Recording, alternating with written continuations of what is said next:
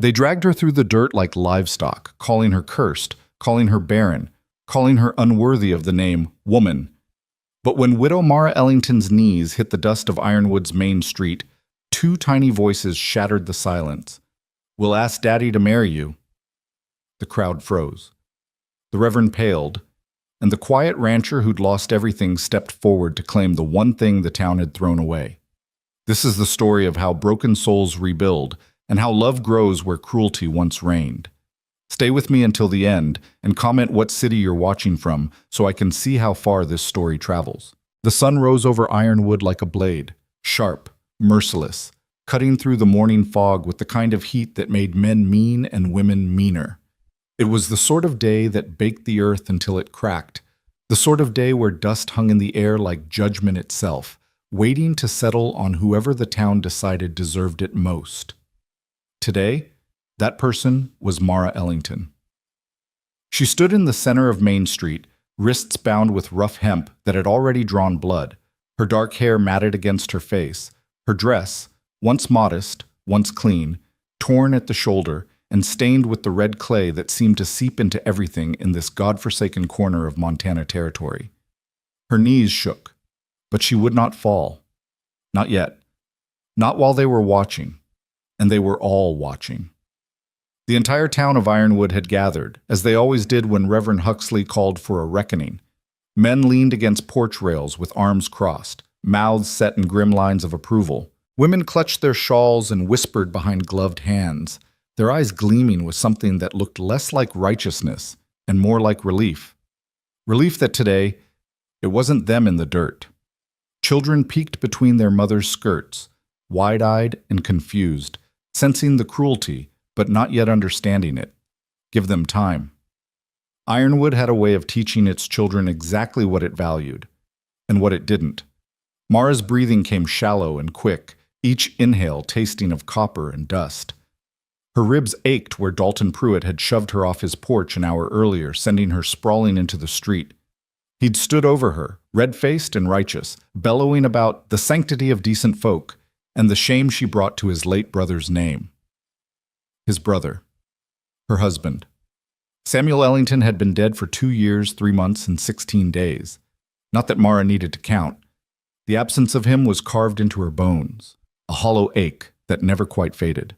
He'd been a good man, a kind man, even if Ironwood never saw it that way, even if they'd called him weak for marrying a woman like her. A woman too big, too plain, too quiet, too barren. That last word was the one that stuck, the one they wielded like a weapon. Barren. As if a woman's worth could be measured solely in her ability to produce children, as if her body were nothing more than soil to be tilled and planted, judged fertile or fallow by men who wouldn't know tenderness if it bit them. Samuel had never made her feel that way. He'd never once looked at her with disappointment when month after month, year after year, no child came. He'd held her through the tears, told her she was enough, told her they were enough. But Samuel was gone. And without him, Mara was nothing but a burden, a childless widow with no family, no fortune, and no future. At least that's what Ironwood had decided. "She's a curse!" someone shouted from the crowd. Mara couldn't see who. The faces blurred together, a sea of hard eyes and harder hearts. Took 3 good men with her. First her father, then her husband, now her brother-in-law's luck's turned sour. All 'cause of her. That wasn't true. Her father had died of consumption when she was 12. Samuel had been kicked by a horse. A horrible accident, nothing more. And Dalton Pruitt's sour luck was his own doing, the result of gambling debts and poor choices. But facts didn't matter in Ironwood. Only stories did. And the story they'd written for Mara Ellington was one of shame. Reverend Huxley stepped forward, his black coat somehow immaculate despite the dust swirling around him. He was a tall man, narrow as a rail, with a face like a hatchet, and eyes that never quite looked at you. They looked through you, searching for sin, for weakness, for any crack in your armor they could exploit from the pulpit. "Mara Ellington," he intoned, his voice carrying across the silent street with the practiced ease of a man who loved the sound of his own condemnation. "You stand before this community accused of bringing misfortune upon good Christian people. Your presence is a stain upon the moral fabric of Ironwood." Mara's jaw tightened. She wanted to scream at him, to rage against the injustice of it all. But she'd learned long ago that silence was her only shield. Anything she said would be twisted, used against her. Better to endure. Better to survive. "You have taken from this town," Huxley continued, pacing now, his boots clicking against the hard-packed earth. "Taken time, taken resources, taken the good name of a decent man and dragged it through scandal with your inadequacies." Inadequacies. The word hit like a fist. The Bible tells us that a woman's highest calling is motherhood, that she is to be a helpmeet to her husband, a nurturer of life. You have failed in this calling. You have proven yourself unworthy of the title of wife, of woman. That's enough. The voice cut through Huxley's sermon like a knife through silk. Every head turned. At the far end of Main Street, a man stood in the shadow of the livery stable. He was tall, taller than most, with shoulders broad enough to carry the weight of the world and a face weathered by sun and sorrow. His hat was pulled low, but Mara could see his eyes, pale blue and sharp as winter frost.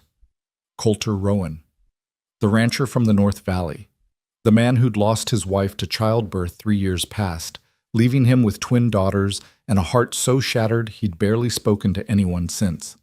Mara had seen him in town maybe half a dozen times, always silent, always watchful, always gone before anyone could press him into conversation. What was he doing here? Huxley's expression soured. "Mr. Rowan, this is a matter of community justice. It does not concern you." "Looks like it concerns the whole damn town," Coulter said, his voice low and rough, like gravel underfoot. He started walking, each step deliberate, closing the distance between himself and the crowd. "Seeing as you dragged every soul out here to watch. This woman has a name." Huxley's mouth thinned. "Mrs. Ellington has brought disgrace. To who? You?" Coulter stopped a few feet from Mara, his gaze sweeping over her bound wrists, the blood, the dirt, the way she trembled despite her best efforts to stay still. Something flickered in his eyes. Anger, maybe, or recognition. The look of one broken thing seeing another. "She is a burden to this community," Huxley insisted, his voice rising. "Without husband or child, without means to support herself, she takes charity meant for the deserving." Deserving. Coulter's jaw worked, like he was chewing on the word and finding it bitter. "That's what you call yourselves? We are God-fearing people. You're cowards." The crowd erupted. Shouts of outrage, gasps of shock, a few nervous laughs from men who didn't quite know what to make of Coulter Rowan suddenly finding his voice after years of silence. Huxley drew himself up, righteous fury radiating from every line of his thin frame. "You will not speak to me, to us, in such a manner. This is a matter of morality, of kicking someone while they're down because it makes you feel big." Coulter's tone was flat, factual, and somehow that made it cut deeper. "That's all this is. That's all it's ever been." Mara stared at him, her heart hammering against her ribs. Why was he defending her? They weren't friends. They'd never even spoken. She was nobody to him, just another lost soul in a town full of them. "Mr. Rowan," Huxley said, his voice dropping to something silky and dangerous, "I understand you have suffered your own tragedies, but that does not give you the right to interfere." "Daddy!" Two small figures broke from the crowd, darting between the legs of stunned adults, their matching braids flying behind them like pale gold ribbons. They couldn't have been more than 4 years old, identical in every way except for the stubborn set of their jaws, one slightly more pronounced than the other. June and Lily Rowan. They skidded to a stop in front of Mara, their little bodies forming a barrier between her and the crowd, their faces set with a determination that would have been comical if it weren't so heartbreaking. "Leave her alone." The first twin, June, Mara thought, recognizing the small scar on her chin from a fall last summer, shouted, her voice high and fierce. "She's nice," Lily added, her hands balled into tiny fists. "She gave us apples when we were hungry." That had been months ago. Mara had seen the girls wandering behind the general store, thin and quiet, while their father loaded supplies. She'd given them 2 apples from her own meager basket, nothing more. She hadn't thought they'd remember. But children remembered kindness, especially children who didn't see much of it. "Girls," Coulter said, his voice gentling in a way Mara wouldn't have thought possible. Get back. We'll ask you to marry her, June announced, spinning to face her father with absolute conviction. Then she can come home with us. The crowd went silent. Even Huxley seemed momentarily struck dumb. Lily nodded vigorously, her braids bouncing. She can be our mama, and then nobody can be mean to her anymore, 'cause she'll be ours. Mara's breath caught. She looked at Coulter, expecting anger, expecting him to grab his daughters and walk away, to leave her to whatever fate Ironwood had planned. Instead, she saw something she couldn't name, a softness behind the hard edges, a question in those winter blue eyes. And then he moved. 3 strides brought him to Mara's side. He pulled a knife from his belt, a working blade, worn smooth from use, and with 2 quick cuts, sliced through the ropes binding her wrists. She gasped as the pressure released, blood rushing back into her hands in a flood of pins and needles. She stumbled, her legs giving out after an hour of standing, of enduring. Coulter caught her. His hands were rough, calloused from years of ranch work, but steady. He lifted her as if she weighed nothing, one arm beneath her knees, the other supporting her back, and held her against his chest like she was something precious, something worth protecting. She's coming with me, he said. Not a question, a statement. Huxley found his voice. You cannot simply... I can. Coulter's gaze swept the crowd, cold and unyielding. Anyone here got a problem with me taking a wife? Silence. Thick and suffocating. Thought not. He looked down at his daughters, who were clinging to his legs, their faces bright with triumph. June, Lily, home. They took off running, whooping with joy, their laughter cutting through the tension like bells.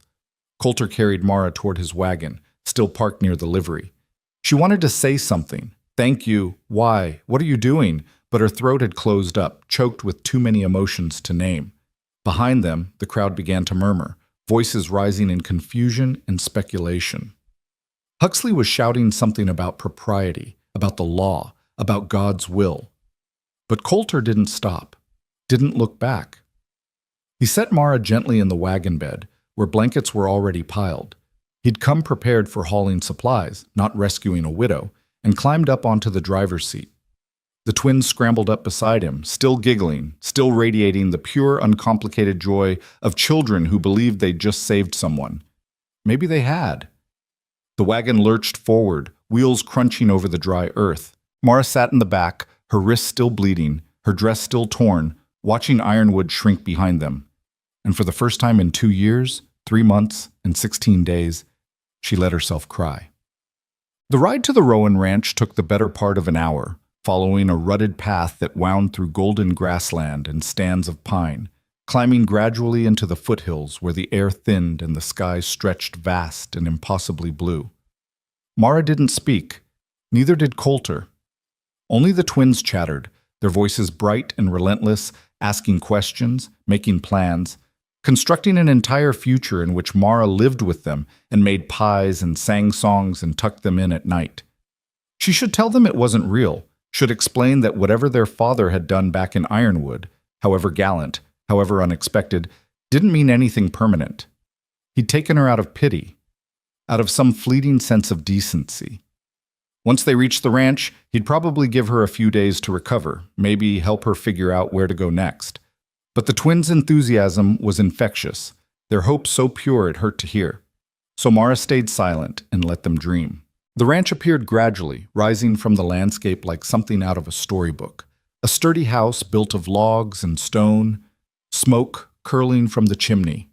A barn freshly painted red, corrals stretching out in neat lines, horses grazing in the distance, fields of wheat swaying in the breeze, golden and ready for harvest. It was beautiful. More than that, it was alive, cared for, loved. Coulter brought the wagon to a stop near the porch, setting the brake with a practiced motion. He climbed down, then turned and held out a hand to Mara. She hesitated, staring at his calloused palm, at the silent offer it represented. "You'll need help," he said quietly. "You're hurt." She was. Her wrists still bled sluggishly, her ribs ached, her knees were scraped raw from where she'd hit the ground. Everything hurt. She'd been hurting for so long she'd almost forgotten what it felt like not to. She took his hand. His grip was firm, careful. He helped her down from the wagon, his other hand hovering near her elbow in case she stumbled. She didn't. Pride, maybe, or stubbornness. Some last shred of dignity she refused to surrender. The twins had already disappeared into the house, their voices echoing from inside, excited and high-pitched. Coulter glanced at the door, then back at Mara. They'll want to show you everything. Fair warning. They don't stop talking. I don't mind, Mara said. Her voice came out hoarse, rough from disuse and unshed tears. He studied her for a moment, his expression unreadable. Then he nodded and gestured toward the house. Come on, let's get you cleaned up. Inside the house was warm and smelled of wood smoke and something sweeter, cinnamon, maybe, or dried apples. The main room was large, with a stone fireplace dominating one wall, a long table surrounded by mismatched chairs, shelves lined with books and jars and small treasures. It was tidy, but lived in, the sort of place where people actually existed rather than just displayed their lives. June and Lily were already pulling Mara toward a door on the far side of the room. This is the washing room, June announced. Papa built it special so we don't have to use the creek in winter. Coulter intercepted them gently, his hands on their shoulders. Girls, give her some space. She needs to breathe. They deflated slightly but didn't argue. Can we help? Lily asked, her voice small and hopeful. You can get her clean clothes, Coulter said. Something of your mother's from the trunk in my room. Their faces lit up again, and they dashed off, feet thundering on the wooden floor. Coulter turned to Mara. There's a basin through there, fresh water in the pitcher, bandages in the cabinet. Take your time. Why are you doing this? The question escaped before Mara could stop it. He was silent for a long moment. When he finally spoke, his voice was low, almost too quiet to hear, because someone should have done it a long time ago. Then he walked away, leaving Mara alone in the doorway, staring after him, her heart doing something strange and complicated in her chest. The washing room was small but functional, with a large basin, a cracked mirror, and shelves stocked with soap and towels, and the kinds of small necessities that turned a house into a home.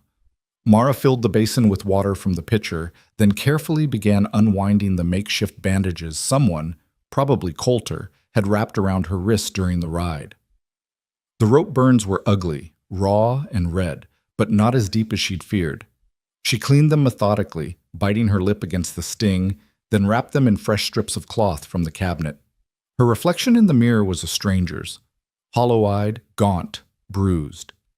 When had she become this person? When had she started looking like someone who expected cruelty, who flinched before the blow even landed? A soft knock at the door made her jump. Miss Mara? Lily's voice, tentative and sweet. We brought you clothes. Mara opened the door to find both twins standing there, holding a folded dress between them like an offering. It was simple, dark blue cotton, practical and sturdy, but clean and whole, which was more than Mara could say for her own torn garment. Thank you, she whispered. June beamed. Mama was tall like you. Papa says you might fit. Mama. The woman who died bringing these girls into the world. The ghost that surely still haunted this house. I'll be careful with it, Mara promised. It's yours now, Lily said matter-of-factly. Then both girls scampered off again, leaving Mara holding the dress and fighting back another wave of tears. She changed quickly, the fabric soft against her battered skin. The dress fit reasonably well, a little loose in the waist, a little tight in the shoulders, but it was clean and whole in hers, at least for now. When she emerged, she found the twins waiting at the table, practically vibrating with excitement. Coulter was at the stove, his back to her, stirring something in a large pot. Sit, he said without turning around. Food'll be ready soon. Mara sat. The twins immediately scooted their chairs closer, flanking her like tiny guards. Do you know any stories? June asked. Can you sing? Lily added. Do you like animals? We have chickens and horses, and a goat named Butter. Butter's mean, but she makes good milk. Papa says we're not allowed to ride the horses alone yet, but maybe you could take us? And we have a cat, but she's wild and won't come inside, but sometimes we leave her fish. The questions came rapid fire, overlapping, overwhelming in the best possible way. Mara found herself answering, smiling, engaging with these two small beings who seemed determined to fill every silence with sound. Coulter set bowls in front of them, stew, thick with vegetables and meat, steam rising in fragrant clouds. He took the seat across from Mara, his own bowl in hand, and for a moment they just ate in companionable quiet. It was the first real meal Mara had eaten in weeks, maybe months. She'd been living on scraps in Ironwood, too proud to beg, too poor to buy, making do with whatever she could forage or trade for. This, hot food, clean clothes, safety, felt like a dream she'd wake from any moment. "You worked at the boarding house," Coulter said eventually, his tone conversational. Mara nodded, swallowing her mouthful. "For a while, after Samuel died. Mrs. Chen let me clean rooms in exchange for a place to sleep. She speak kindly of you." That surprised Mara. Mrs. Chen had been one of the few people in Ironwood who treated her like a human being, but Mara hadn't realized the older woman had spoken to anyone about her. "She's a good woman," Mara said quietly. "Said you worked harder than anyone she'd ever hired. Said you had a way with herbs, too. Fixed her rheumatism when nothing else would." Mara felt heat creep into her cheeks. "It was just a poultice. My mother taught me." "And your mother taught you to cook?" "Some. And to sew, and tend animals, and keep a house." She paused, then added, "I'm not useless. Whatever Ironwood thinks." Coulter's gaze sharpened, something fierce flickering behind the ice blue. "I don't give a damn what Ironwood thinks." The words landed between them like a promise. Morning came too soon, and not soon enough. Mara woke to the sound of roosters and the twins' laughter drifting through her door, bright and clear as bells. For a moment she forgot where she was, forgot the wagon ride, the rescue, the impossible kindness of a stranger. Then her wrists throbbed beneath their bandages, and memory crashed back like a wave. She sat up slowly, testing her body's various aches and pains. Everything hurt, but it was the dull hurt of healing rather than the sharp hurt of fresh wounds. Progress, she supposed. The dress from yesterday was folded neatly on the small chair. She'd rinsed it as best she could last night, scrubbing away the blood and dirt until the water ran clear. It was still damp, so she pulled on the blue cotton dress again, finger-combing her hair into something resembling order. When she emerged into the kitchen, she found Coulter at the stove again, flipping flapjacks with practiced efficiency. The twins sat at the table, already dressed for the day, their faces sticky with what looked like honey. "You're awake," June announced unnecessarily. "Papa made extra," Lily added, pointing at a stack of flapjacks that could have fed a small army. Coulter glanced over his shoulder, his expression unreadable in the early morning light. "Coffee's on the table. Help yourself." Mara did, pouring herself a cup from the battered tin pot, wrapping her hands around the warmth. The coffee was strong enough to strip paint, but after years of doing without, it tasted like heaven. "Girls," Coulter said, sliding flapjacks onto their plates, "eat up. We've got work today." "Can Miss Mara help?" June asked immediately. "She's recovering." "I can help," Mara said. The words came out firmer than she'd intended. 3 pairs of eyes turned to her. She straightened her spine, meeting Coulter's gaze. "I'm not an invalid, and I won't sit idle while you feed and house me." Something flickered across his face. Surprise, maybe, or approval. "You sure? Those wrists? Will heal faster if I keep moving." That wasn't entirely true, but she couldn't bear the thought of sitting in this house all day while they worked around her. She'd spent too many months in Ironwood being treated like a burden, like deadweight. She wouldn't do it here, too. Coulter studied her for a long moment, then nodded. "All right, but you take it slow. And if something hurts, you stop." "I will." "She won't," Lily whispered to her sister, not quietly enough. June giggled. "Papa doesn't either." A ghost of a smile crossed Coulter's face, there and gone so fast Mara almost missed it. He set a plate in front of her, 3 flapjacks, butter melting golden across them, and returned to the stove without another word. They ate in comfortable silence, broken only by the twins' occasional chatter about the day's plans. Apparently there were chickens to feed, eggs to collect, a garden that needed weeding, and something mysterious called the Fence Project that made both girls groan dramatically. After breakfast, the real work began. Mara followed Coulter and the twins out into the bright morning, squinting against the sun, taking in the full scope of the ranch for the first time.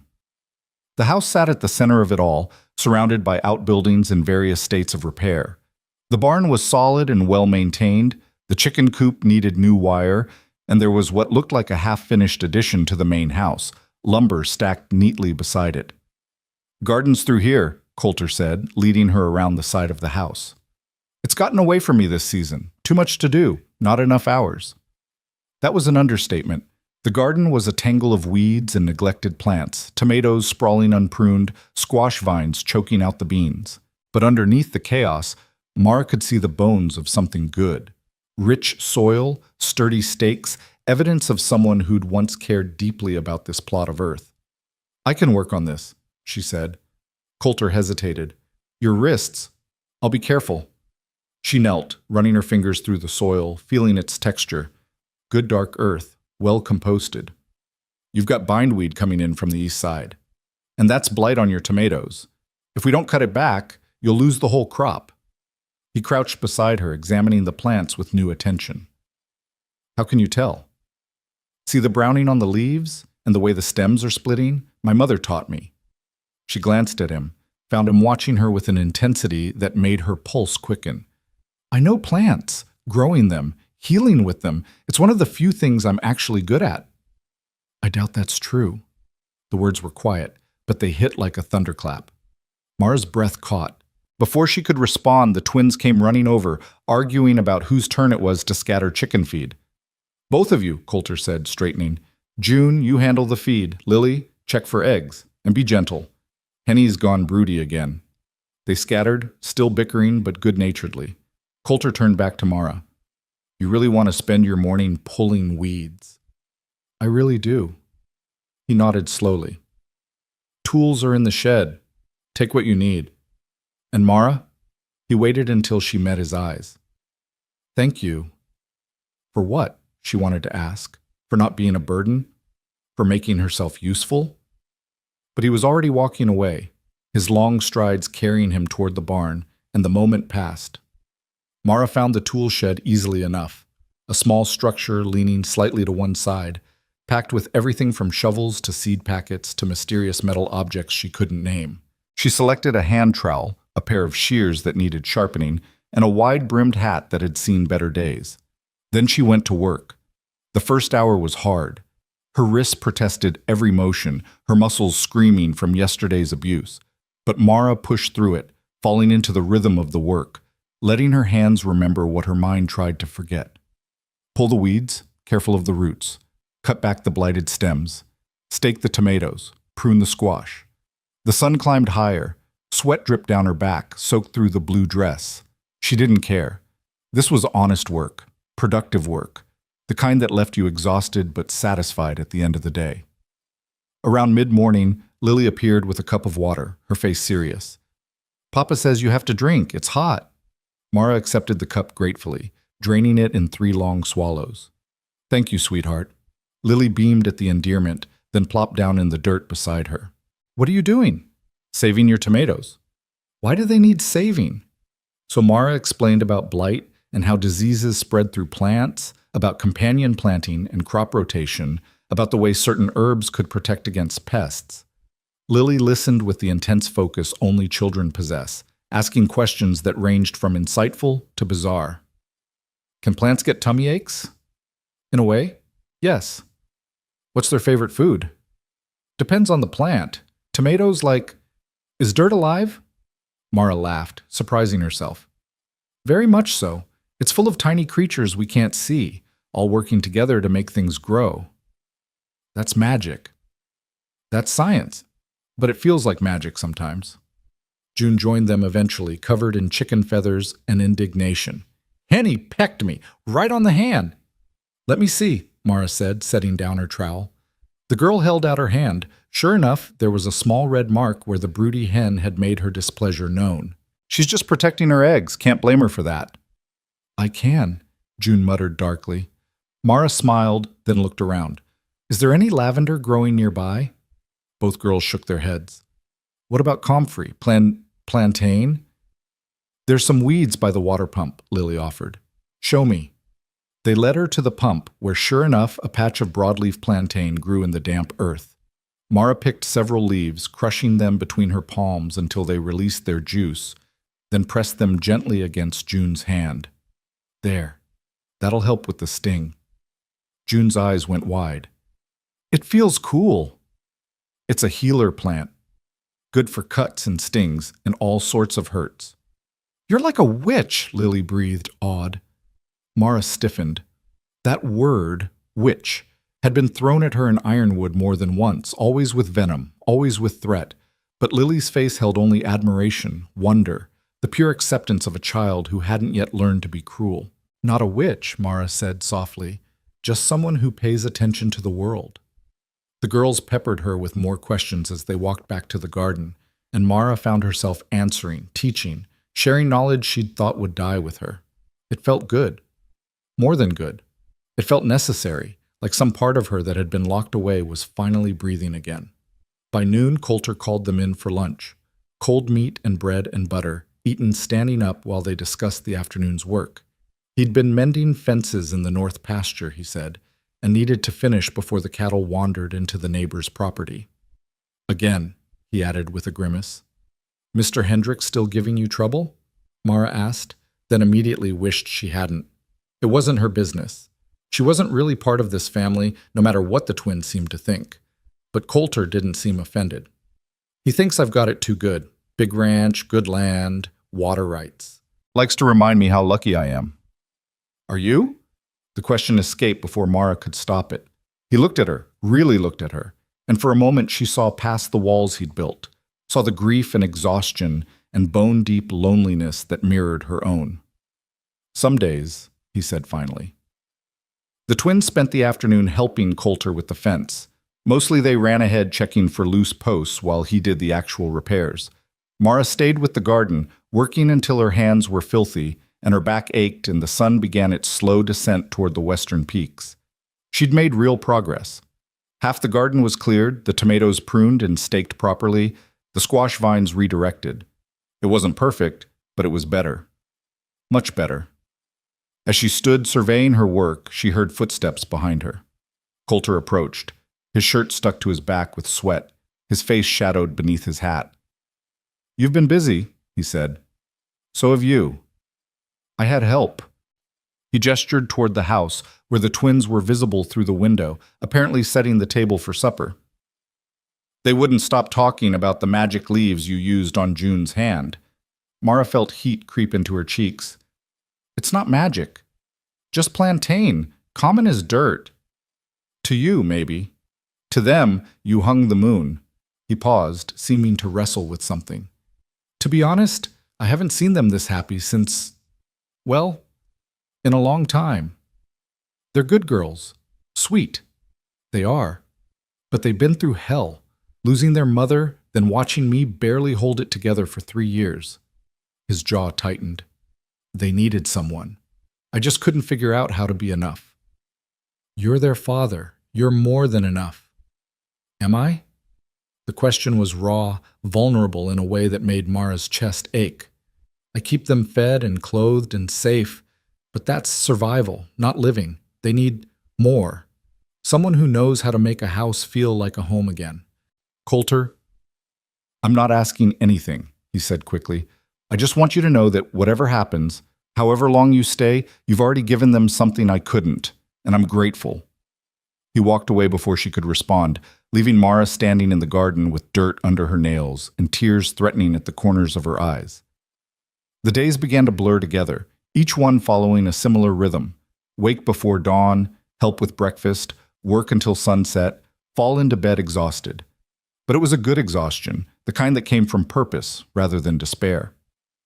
Mara finished reclaiming the garden, then moved on to other projects. She organized the root cellar, which had become a chaotic jumble of half-empty jars and forgotten vegetables.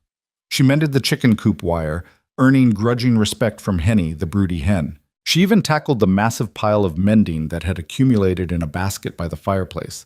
Shirts with missing buttons, dresses with torn hems, socks worn through at the heel. The twins followed her everywhere, chattering constantly, helping in the way children help, which is to say, making twice the work but 3 times the joy. They taught her the names of all the animals, showed her their secret hideout in the hayloft, begged for stories at bedtime. And Mara, who'd thought she'd never have children, who'd been told she was barren and broken and worthless, found herself falling in love with these 2 fierce little souls. Coulter watched from a distance, always working, always busy, but present in a way that mattered. He fixed the hinges on her door without being asked, left extra blankets folded outside her room when the nights turned cold, complimented her cooking in his quiet way, a simple good or thank you that somehow meant more than elaborate praise. They didn't talk about what happened in Ironwood. They didn't talk about the future. They existed in this strange liminal space, not quite a family, but not quite strangers either. 3 weeks into her stay, disaster struck. It started with the cattle. Coulter came in from the north pasture looking grim, his mouth set in a hard line. Something's wrong with the herd. How wrong, Vice? Mara asked, immediately alert. 3 cows down, can't stand, eyes rolling back, the rest are acting spooked. Mara's mind raced. Any signs of bloat, foaming at the mouth? He shook his head. No foam, but they're shaking, and there's what? Blood in their stool. Mara's stomach dropped. She'd seen something like this before, years ago, on a neighboring farm. It had wiped out half their livestock before anyone figured out what was wrong. Show me. They rode out together, the twins left behind with strict instructions to stay in the house. The sick cows were a heartbreaking sight. 3 beautiful Herefords, once strong and healthy, now lying in the grass trembling and dying. Mara dismounted, approaching carefully, studying the animals with practiced eyes. She checked their gums, their breathing, the way their muscles twitched beneath their hides. When did you last move them to new pasture? She asked. 2 days ago. Why? Because I think they've been poisoned. Coulter's face went pale. Poisoned? How? Not intentionally. See that stand of trees over there? She pointed to a cluster of oaks at the pasture's edge. Those are red oaks, and after a hard rain, their leaves and acorns can produce tannic acid in quantities high enough to poison cattle. We had that storm last week. Exactly. The cattle probably browsed on the fresh shoots, maybe ate some acorns. It built up in their systems, and now... She gestured at the dying animals. Can we save them? Mara wanted to say yes. Wanted to promise him she could fix this, could undo the damage. But she'd seen how this ended. The 3 that are down? Probably not. But the rest of the herd, if we move them now, keep them away from the oaks, we might be able to prevent more losses. How do you know all this? My mother's people were farmers. She taught me which plants help and which ones kill. Mara met his eyes. I know it's not much, but it's what I have. Something shifted in his expression, fear transforming into determination. Then we moved the herd. Now. They worked through the afternoon, Coulter on horseback driving the healthy cattle to the south pasture, while Mara stayed with the sick ones, doing what little she could to ease their suffering. By sunset, 2 of the 3 had died. The 3rd was fighting, still trembling but alert enough to drink the water Mara coaxed down her throat. When Coulter returned, covered in dust and worry, Mara was sitting in the grass beside the surviving cow, stroking her flank, murmuring reassurances. We lost 2, she said quietly. He dismounted, sank down beside her, his shoulders sagging. Could have been worse. Would have been, if you hadn't known what to look for. I'm sorry I couldn't save them all. You saved the herd. That's... He stopped, his voice catching. That's everything, Mara. This ranch, these animals, they're all I have to provide for my girls. If we'd lost the whole herd... He didn't finish, but he didn't need to. Mara understood what he wasn't saying. 1 man, 2 daughters, a ranch barely holding together. There was no margin for error, no safety net. We'll watch the rest closely, she said. And I can make a tonic. Milk thistle and dandelion root help clear the toxins from their systems. You can make that? I can make a lot of things. If you've got the herbs. I don't. Then I'll find them. There's got to be milk thistle growing wild somewhere on this property, and dandelions everywhere this time of year. Coulter turned to look at her, his eyes reflecting the dying light. Why are you doing this? Doing what? Working yourself half to death for a stranger's ranch. You don't owe me anything, Mara. I pulled you out of that town, but you've more than repaid that debt. It's not about debt. The words came out fierce, more honest than she'd intended. It's about having a purpose again. About feeling useful instead of useless. About... She stopped, swallowed hard. About having a reason to wake up in the morning. The confession hung between them, raw and vulnerable. You've always had that, Coulter said quietly. You just needed people who could see it. That night, after the twins were in bed and the house was quiet, Mara sat at the kitchen table mixing herbs by candlelight. She'd spent the evening scouring the property and found everything she needed: milk thistle by the creek, dandelion in the meadow, even some wild ginger that would help with the nausea. Her hands moved with practiced precision, grinding, measuring, mixing. This was the knowledge her mother had passed down, the same knowledge that had gotten Mara labeled a witch in Ironwood. But here, in this house, it wasn't darkness. It was light. It was salvation. You should be sleeping. She looked up to find Coulter in the doorway, shirtless and rumpled, obviously woken by the sound of her mortar and pestle. Almost done, she said. He moved into the room, pulled out a chair across from her. Can't sleep? Too much to do. Always is. They sat in companionable silence while Mara finished her preparations, portioning the mixture into cloth bags that could be steeped in hot water. My wife, Coulter said suddenly. Emma. She knew plants too. Not like you do, but she had a garden. Loved it more than just about anything. It was the first time he'd mentioned her name. Mara's hands stilled. When she died, he continued, his voice rough with old grief, I let it all go wild, couldn't bear to tend it, couldn't bear to see what she'd built falling apart. So I just stopped looking. And now? Now I wonder if that was the right choice. The girls, they don't remember much about her, just fragments. June thinks she remembers her mother singing, but I'm not sure if that's real or if I just told the story so many times it became a memory. Mara's throat tightened. I'm sorry. Don't be. I'm telling you this because... He paused, searching for words. Because you asked me once if I was lucky. And I said some days. But truth is, most days I just felt cursed. Like God took the one good thing I had and left me to raise two little girls alone in a world that doesn't forgive mistakes. You're not cursed. No, he agreed, looking at her with those winter blue eyes. I don't think I am anymore. The next morning, Mara dosed the surviving cow with her tonic. The animal drank it grudgingly, shaking her massive head but swallowing. By afternoon, she was standing. By evening, she was grazing. It worked, Coulter said, something like wonder in his voice. It worked, Mara agreed. Word spread somehow, the way it always does in small communities. Within a week, 2 neighbors showed up asking if Mara could look at their sick animals. She did, mixing tonics, offering advice, refusing payment until Coulter insisted she take something. It's your knowledge, he said, your work. You deserve to be compensated. So she started accepting eggs, butter, small coins. She saved it all in a jar hidden in her room, not sure what she was saving for, but unable to shake the ingrained fear that this couldn't last. The twins were ecstatic. Every evening they'd climb into her lap, both of them somehow, despite physics, and demand stories. Mara told them everything she could remember from her own childhood, tales her mother had told, legends about brave women and clever foxes, and the spirits that lived in old trees. Tell the one about the bear again, June would say. No, the one with the woman who turned into a bird, Lily would counter. And Mara would tell both stories, weaving them together until the twins' eyes grew heavy and they slumped against her shoulders, warm and trusting and absolutely certain she would be there when they woke.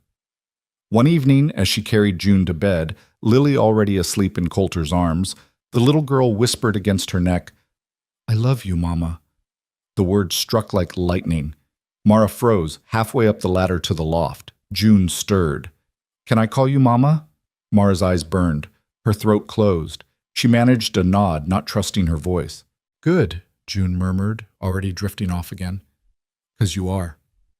Later, after both girls were tucked in and sleeping, Mara found herself crying in the kitchen for the second time since she'd arrived.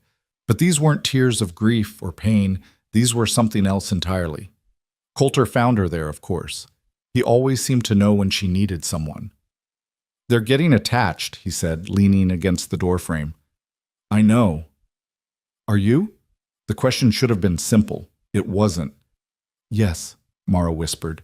He crossed the room, pulled out a chair, sat down close enough that she could feel his warmth. "I need to tell you something, and I need you to hear me out before you respond." Her heart hammered. "All right." "I didn't bring you here out of pity. I mean, that was part of it. Anyone with a shred of decency would have been horrified by what they were doing to you.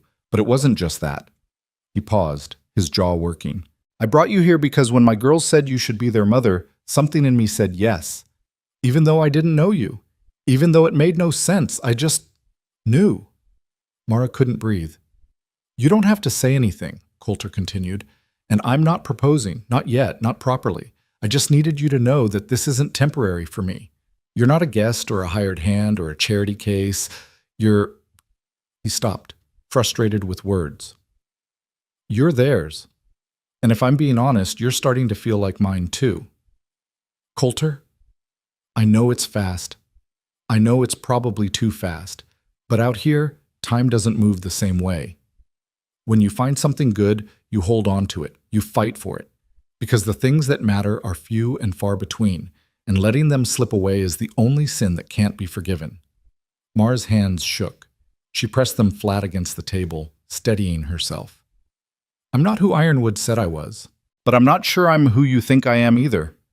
"Who do I think you are?" "Strong, capable, someone who can build a life here." "You are all those things." "What if I'm not? What if I break? What if I can't—" She stopped, the old fear rising up. "What if I can't give you more children?" Coulter's expression softened. "Mara, I've got 2 daughters who already call you mama when they think I'm not listening. That's not nothing.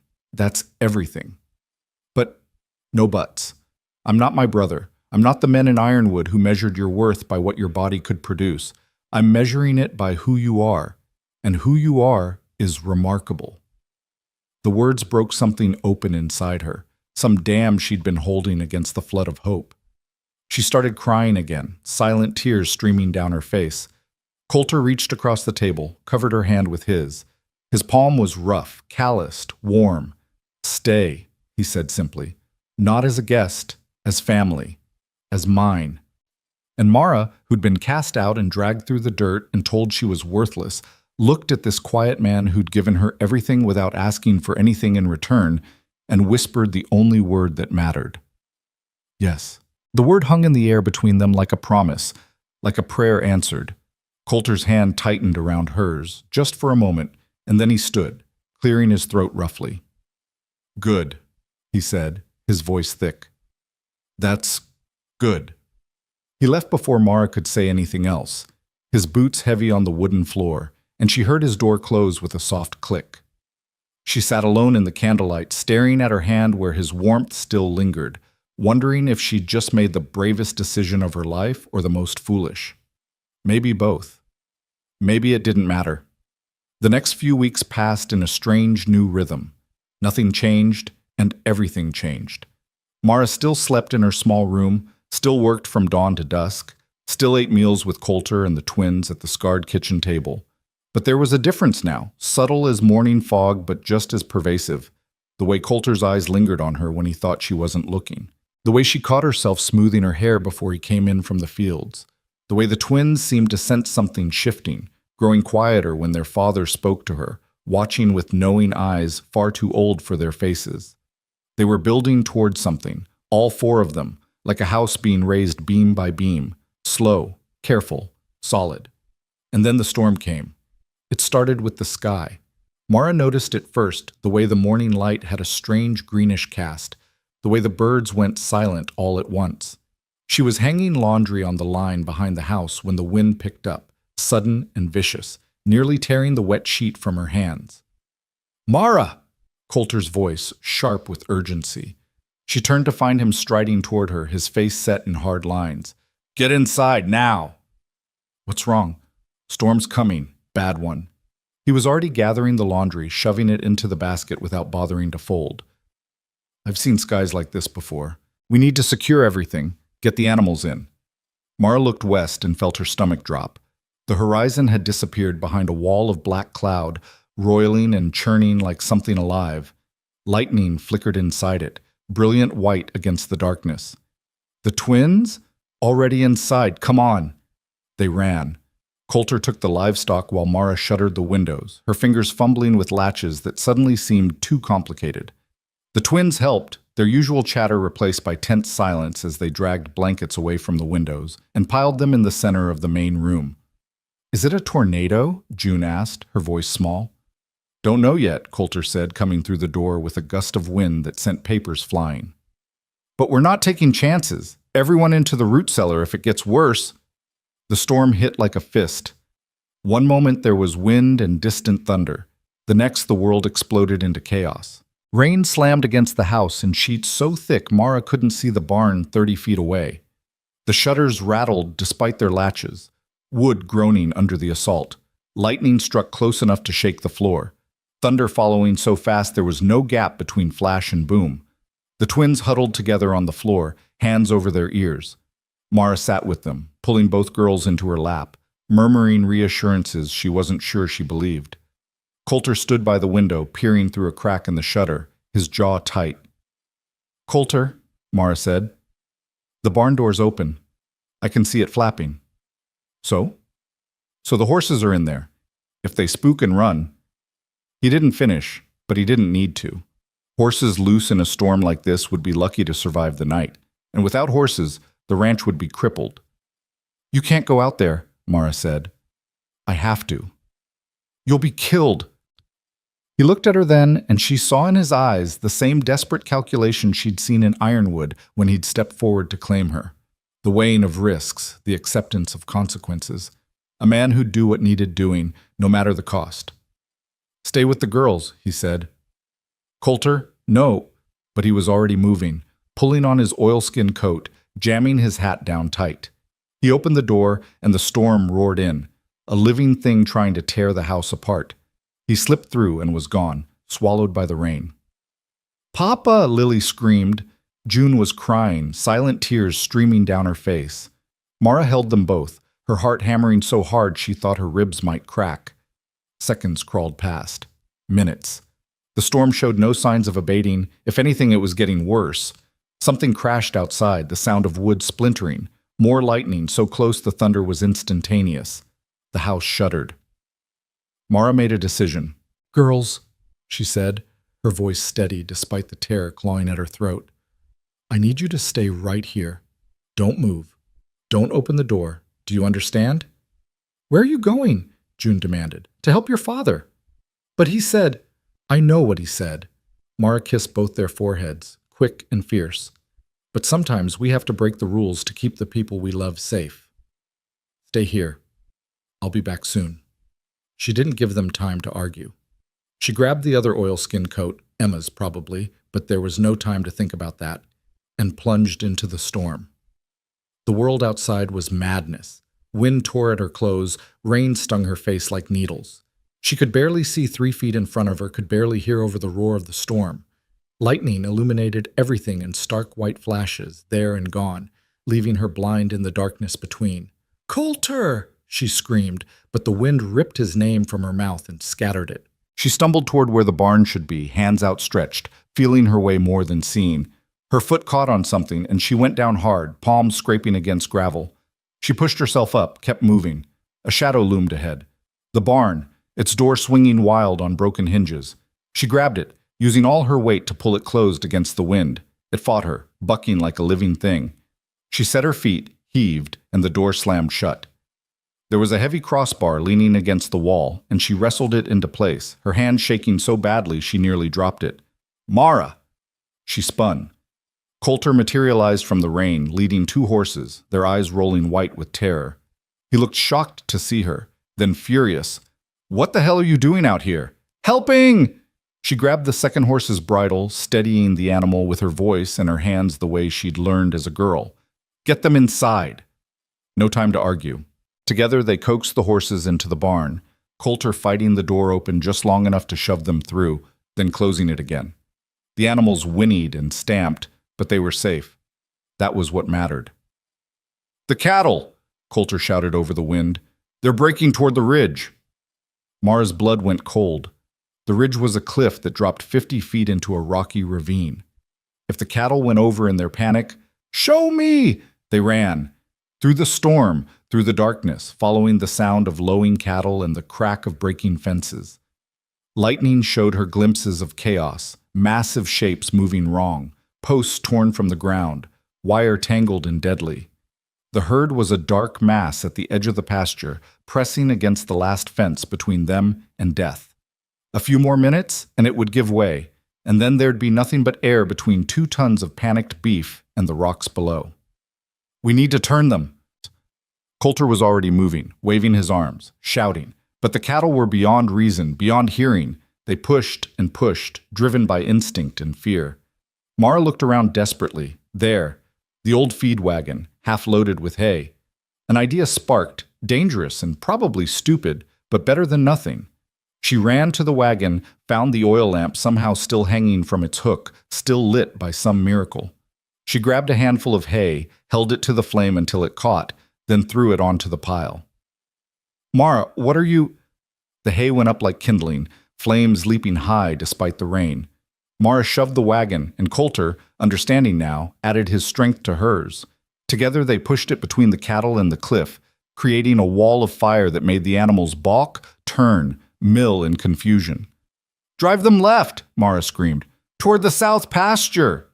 Coulter was already doing it, using his body and his voice to redirect the herd's momentum. Mara joined him, arms spread wide, shouting herself hoarse. The cattle turned, slowly, ponderously, like a river changing course. They moved away from the cliff, away from death, back toward the relative safety of the lower fields. It took forever. It took no time at all. By the time the last cow was clear, by the time they'd herded the entire mass through the gate into the south pasture where the fences still held, Mara was shaking with exhaustion. Her hands were torn and bleeding from wrestling with wire. Her clothes were more mud than fabric. Everything hurt. Coulter secured the gate, then turned to her, his face stark in another flash of lightning. For a moment they just stood there, rain pouring down, staring at each other. Then he pulled her against him, crushing her to his chest, his arms iron-strong around her back. "You could have died," he said into her hair. "So could you." She pressed her face against his shoulder, feeling his heart hammer beneath his ribs. "That's why I came. That's why I'll always come." He pulled back just enough to look at her, his hands framing her face. Rain streamed between them, mixing with something else on his cheeks that might have been tears. "You saved them," he said. "You saved everything." "We saved them. Together." The storm raged around them, but for one impossible moment, it didn't matter. Nothing mattered except his hands on her face, his eyes on hers, the way he looked at her like she was the most precious thing in the world. Then a sound broke through the storm, high and desperate and terrified. "Mommy!" They turned as one. 2 small shapes were struggling through the rain, holding hands soaked to the bone. The twins. They'd left the house. "June! Lily!" Coulter started toward them, but Mara was faster, dropping to her knees as the girls crashed into her. "You were gone so long," June sobbed. "We thought the storm took you," Lily added. "I'm here. I'm here." Mara wrapped them both in her arms, sheltering them with her body as much as she could. "We're all here. We're safe." "Can we go home now?" June asked, her voice muffled against Mara's shoulder. "Home." The word struck something deep in Mara's chest. "Yes," she said. "Let's go home." The walk back to the house felt like a mile, though it couldn't have been more than 100 yards. The storm was finally starting to break, the wind dying down, the rain easing from a deluge to merely heavy.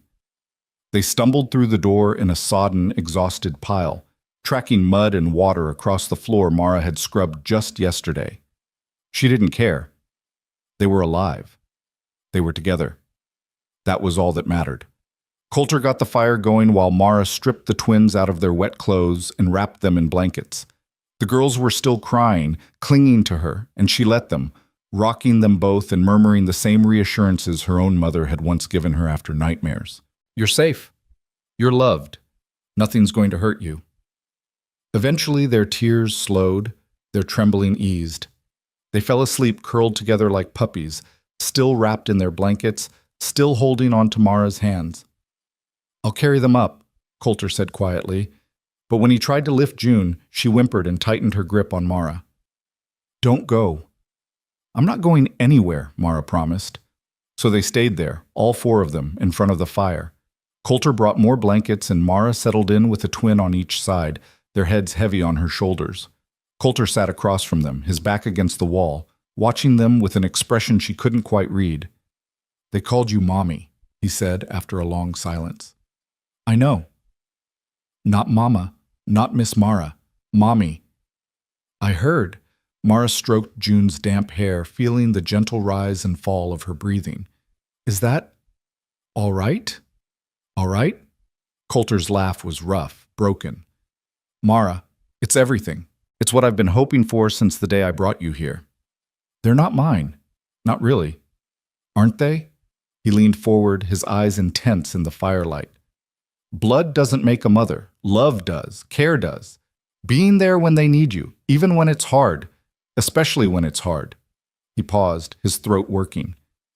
You ran into a storm to save this ranch. You risked your life for animals you have no legal claim to, for a family that isn't yours by any law or contract. If that's not love, I don't know what is. Mara's vision blurred. I couldn't lose you. Any of you. I've lost too much already. So have I. Coulter stood, crossed the small distance between them, and sank down beside her. Close enough that their shoulders touched. Close enough that she could feel his warmth even through the damp clothes. Which is why I'm not waiting anymore. Waiting for what? To ask you properly. He turned to face her, his eyes searching hers. Mara Ellington, will you marry me? Not out of convenience, not out of need, but because I want you as my wife. Because my girls need you as their mother. Because this house hasn't felt like a home since Emma died, and you've brought it back to life in ways I didn't think were possible.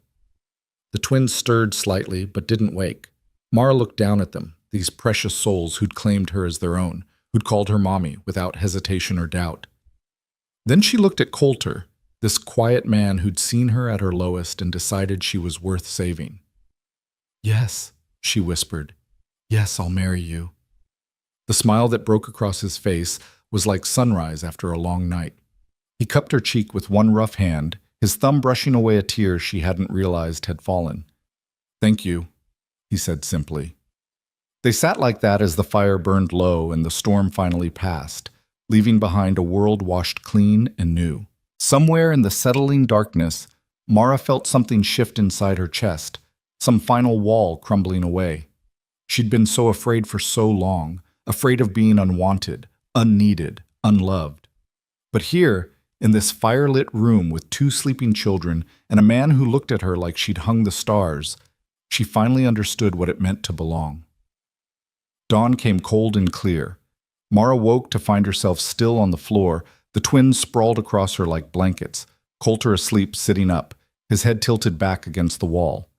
Every muscle in her body screamed protest as she carefully extracted herself from the pile of sleeping bodies. Outside, the storm's aftermath was brutal.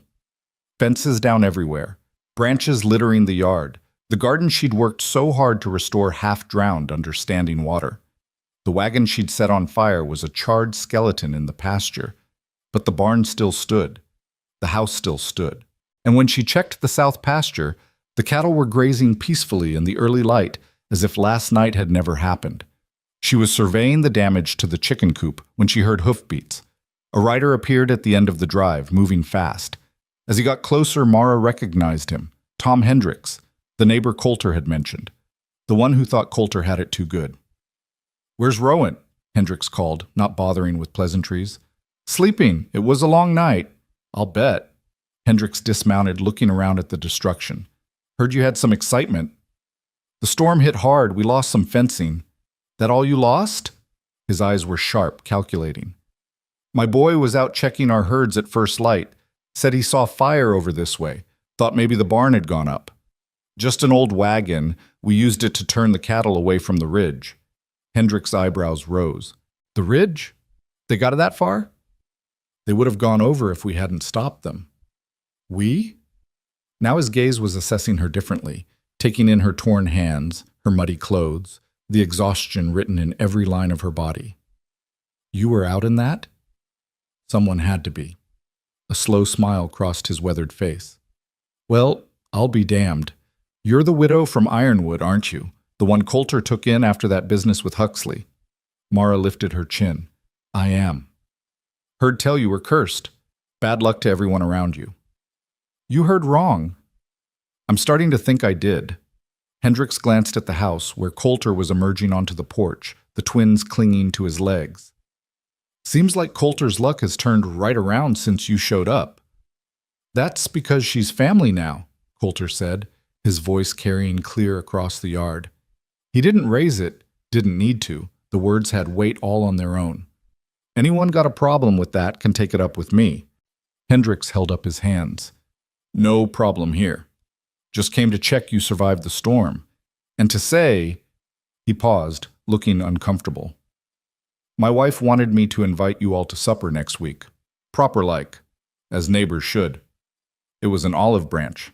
More than that, it was acceptance. We'd be honored, Coulter said. After Hendricks left, Coulter pulled Mara aside while the twins investigated the storm damage with the fearless enthusiasm of children who didn't understand how close they'd come to disaster.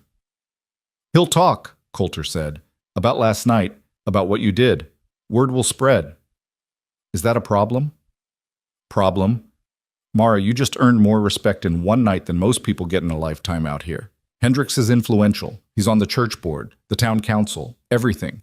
If he says you're all right, the others will listen. And if they don't? Coulter's jaw set in that stubborn line she was learning to recognize. Then they can deal with me. The next few days were consumed with repairs. Fences to mend, debris to clear, damage to assess. Neighbors started showing up, first one or two, then more, offering help and not so subtly trying to get a look at the woman who'd supposedly saved the Rowan Ranch single-handedly. Mara deflected their curiosity as best she could, working alongside them without complaint, proving through action rather than words that she was exactly who Coulter claimed. Family. On the third day after the storm, a wagon appeared carrying not supplies, but people. Mrs. Chen from the Ironwood boarding house, her round face creased with worry, and beside her an older couple Mara didn't recognize. Mara! Mrs. Chen climbed down with surprising agility for a woman of her age. Thank the heavens you're safe. When we heard about the storm, I'm fine, Mara said, though her bandaged hands told a different story. What are you doing here? Bringing these folks to see you, Mrs. Chen gestured at the older couple who were climbing down more slowly. This is Robert and Grace Morrison. They've come all the way from Helena. The names meant nothing to Mara, but something in Mrs. Chen's expression said they should. Mrs. Ellington, the man, Robert said, removing his hat. His wife stayed close to his side, her eyes red-rimmed like she'd been crying. We've been searching for you for months.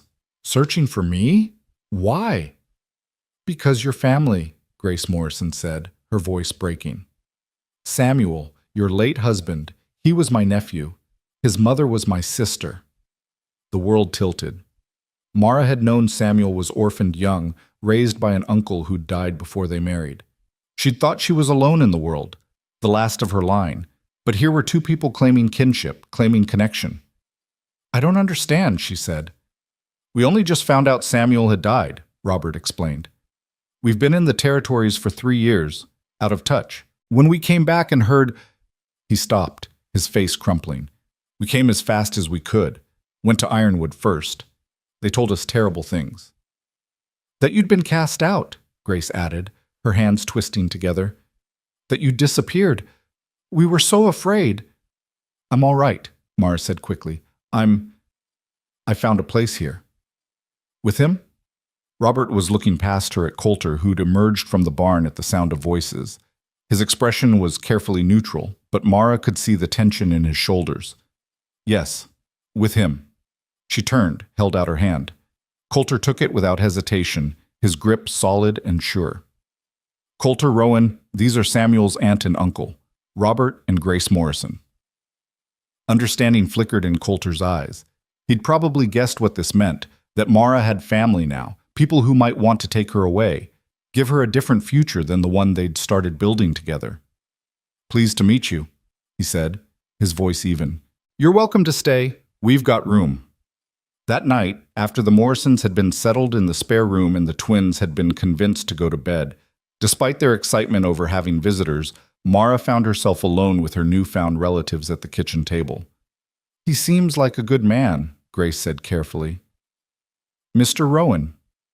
"He is. And those little girls, they clearly adore you." "I adore them." Robert cleared his throat. "Mara, we want you to know, we're not here to take you away.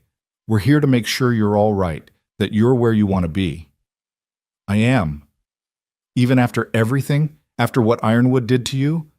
Grace's eyes were fierce with anger. "We heard what that reverend said, how they treated you. It's unconscionable. It doesn't matter anymore." And the truth was, it didn't. Ironwood felt like another lifetime, another person's pain. "I'm happy here. Happier than I've been since Samuel died. Maybe happier than I've ever been." "Then we're happy for you," Robert said. "But Mara, there's something you should know. Samuel had an inheritance, not much, but some. His uncle left him a small property up north, and there was a bit of money set aside. It's yours now by right." Mara stared. "I didn't know." "Samuel probably didn't either. The lawyers only tracked us down last month.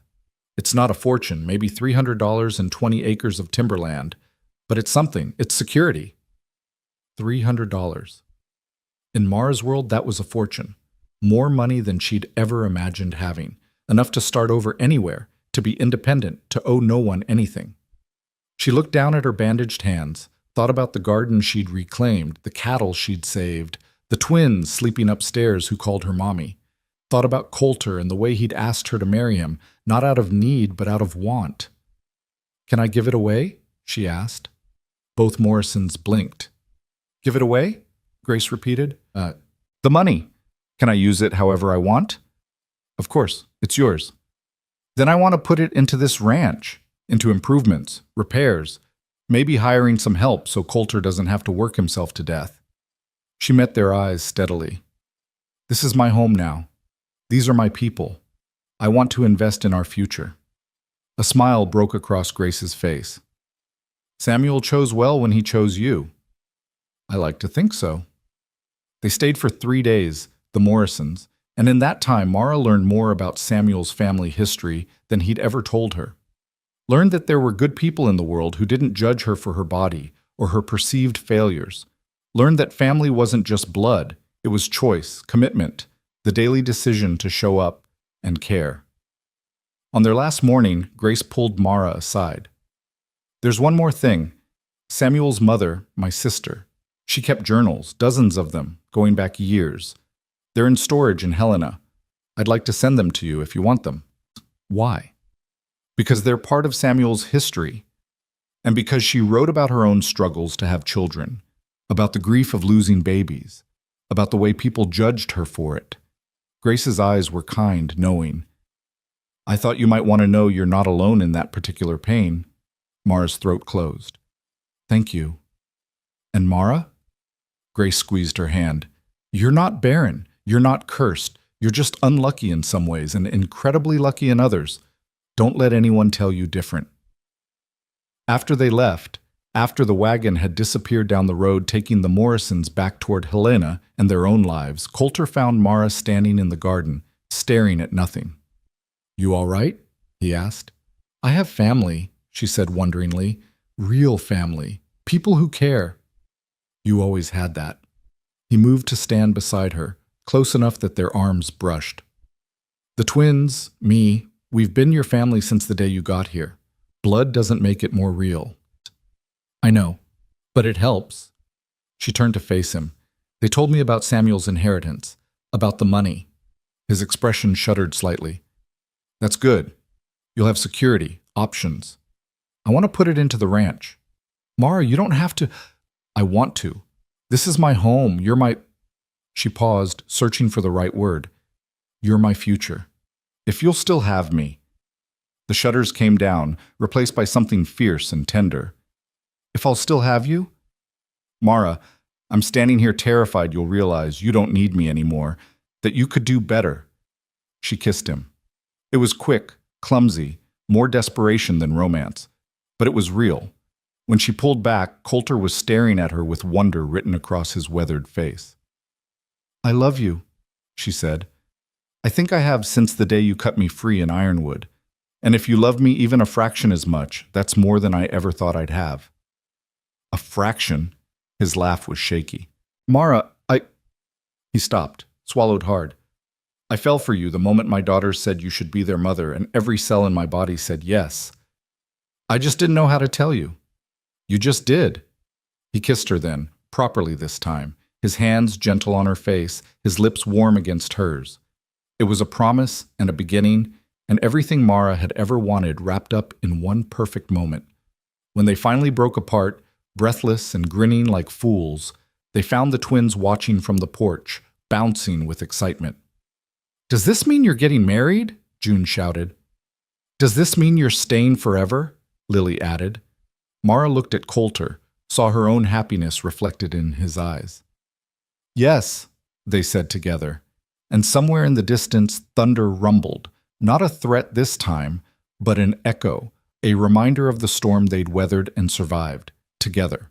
The twins came running, crashing into them both with the full force of childhood joy, and for a moment the four of them were just a tangle of arms and laughter and hope. But even as Mara held them close, even as Coulter's arms settled warm and solid around her shoulders, she knew the hardest part was still ahead. Ironwood would have to know, and Ironwood would have something to say about it. The summons came 3 days later, delivered by a grim-faced rider Mara didn't recognize. He handed Coulter a sealed letter, tipped his hat, and left without a word. Coulter read it in silence, his jaw tightening with each line. What is it? Mara asked, though she already knew. She'd been expecting this, dreading it, preparing for it in the quiet spaces between work and sleep. Town meeting, tomorrow night. Reverend Huxley is calling for your removal from my home. He crumpled the paper in his fist, his knuckles white. He's claiming moral grounds. Says you're living in sin, corrupting my daughters, making a mockery of Christian values. He would. Mara felt oddly calm, like she'd used up all her fear in the storm and had none left for this. What do you want to do? Ignore it. He's got no legal standing, no actual authority. You're here because I want you here. And if the town sides with him? Coulter's eyes were ice-cold fury. Let them try.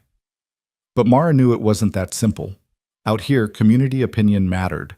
A man could survive being disliked, but he couldn't thrive. His daughters couldn't grow up healthy and whole if they were shunned, whispered about, treated as pariahs because their father chose the wrong woman. We should go, she said quietly. Mara, not to defend myself, not to beg, but to face them. She met his gaze steadily. I'm not running anymore, Coulter. I ran from Ironwood once already, let them drag me through the dirt without fighting back. I won't do it again. Something shifted in his expression, surprise giving way to fierce pride. Then we go together, all of us. The twins? Stay with Mrs. Chen. I'll arrange it. He pulled her close, his hand warm against the small of her back. But when we walk into that church, we walk in as a family, and we walk out the same way, no matter what they say. The next evening, as the sun began its descent toward the western peaks, Coulter hitched the wagon and helped Mara up onto the bench seat. She wore the blue dress, Emma's dress, freshly washed and mended where the storm had torn it.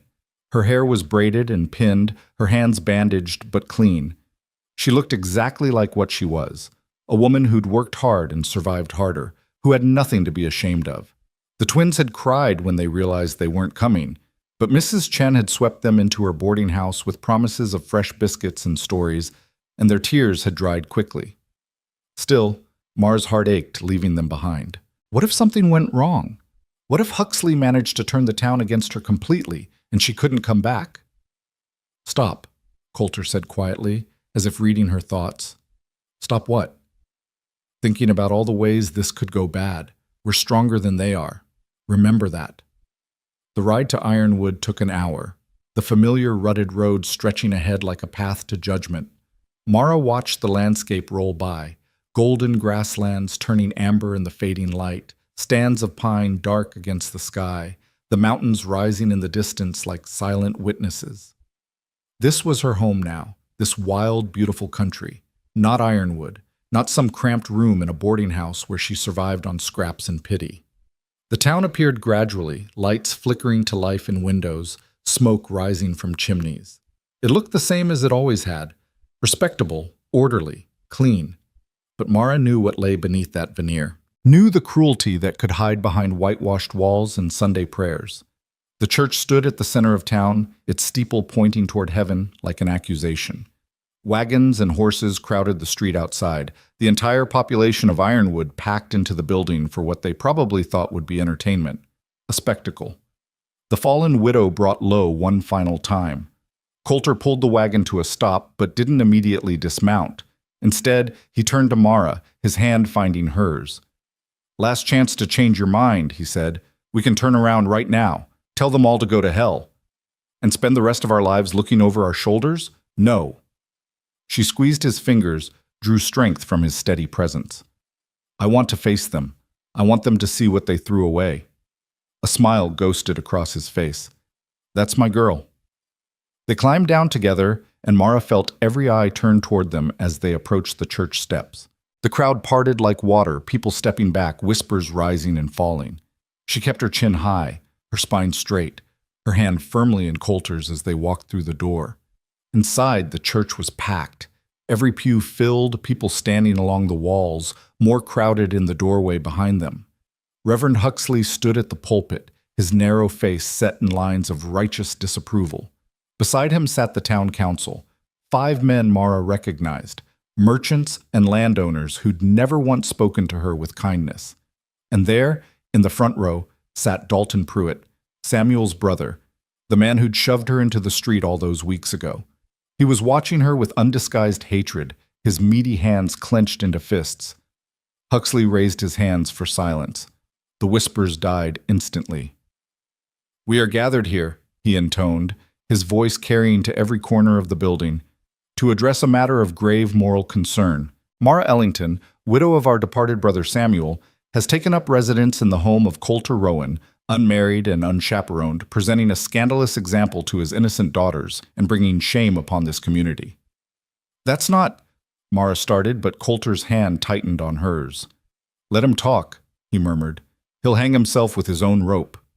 Huxley continued, warming to his subject. "The Bible is clear on such matters. A woman of virtue guards her reputation as her most precious possession. She does not live openly with a man outside the bonds of holy matrimony. She does not—" "We're engaged," Coulter said, his voice cutting through Huxley's sermon like a blade. "Have been for weeks. So unless you're planning to lecture us on the exact timeline of courtship, I suggest you save your breath." Gasps rippled through the crowd. Huxley's face darkened. "Engaged," he repeated, making the word sound obscene. "How convenient. And when, pray tell, did this engagement occur?" "The night of the storm. I asked, she said yes, and we've been preparing to make it official ever since." "Preparing?" Huxley's lip curled. "While living under the same roof. While she played mother to your children and shared your table and your—" "Careful," Coulter said, his voice dropping to something dangerous. "You're in a house of God. Might want to watch what you accuse people of without proof." "The proof is in the living arrangement itself. A decent woman would never—" "A decent woman saved my ranch," Coulter interrupted. "Saved my cattle, my horses, damn near saved my life when I was stupid enough to go out in that storm alone. A decent woman worked herself to the bone to help a stranger because that's who she is. Someone who gives everything and asks for nothing. So before you stand there and tell me what a decent woman would or wouldn't do, maybe you should ask yourself what a decent man would do. Because, from where I'm standing, there aren't many of those in this room." The silence that followed was absolute. Huxley's face had gone from red to purple, his hand shaking with barely contained rage. "You dare! I dare!" Coulter took a step forward, pulling Mara with him. "I dare to say that this woman is worth 10 of you. that she's shown more courage, more faith, more actual Christian charity in 2 months than you've shown in your entire career of judgment and condemnation. And if you or anyone else in this town has a problem with me marrying her, then you can say it to my face right now." No one spoke. Somewhere in the back, a baby whimpered and was quickly shushed. Then a woman stood up. Mara recognized her, Margaret Hendricks, Tom's wife, a stern-faced woman with iron-gray hair and a reputation for running her household with military precision. "I have something to say," Margaret announced. Huxley looked like he'd rather swallow glass, but he nodded. "Proceed." Margaret turned to face the crowd, her back straight as a rifle barrel. "I know most of you think I'm too hard, too unforgiving. And maybe I am. But I'm also fair. And it's not fair what we did to this woman." Murmurs of surprise rippled through the church. "When Samuel Ellington died," Margaret continued, "we should have rallied around his widow. Should have helped her, supported her, made sure she had what she needed.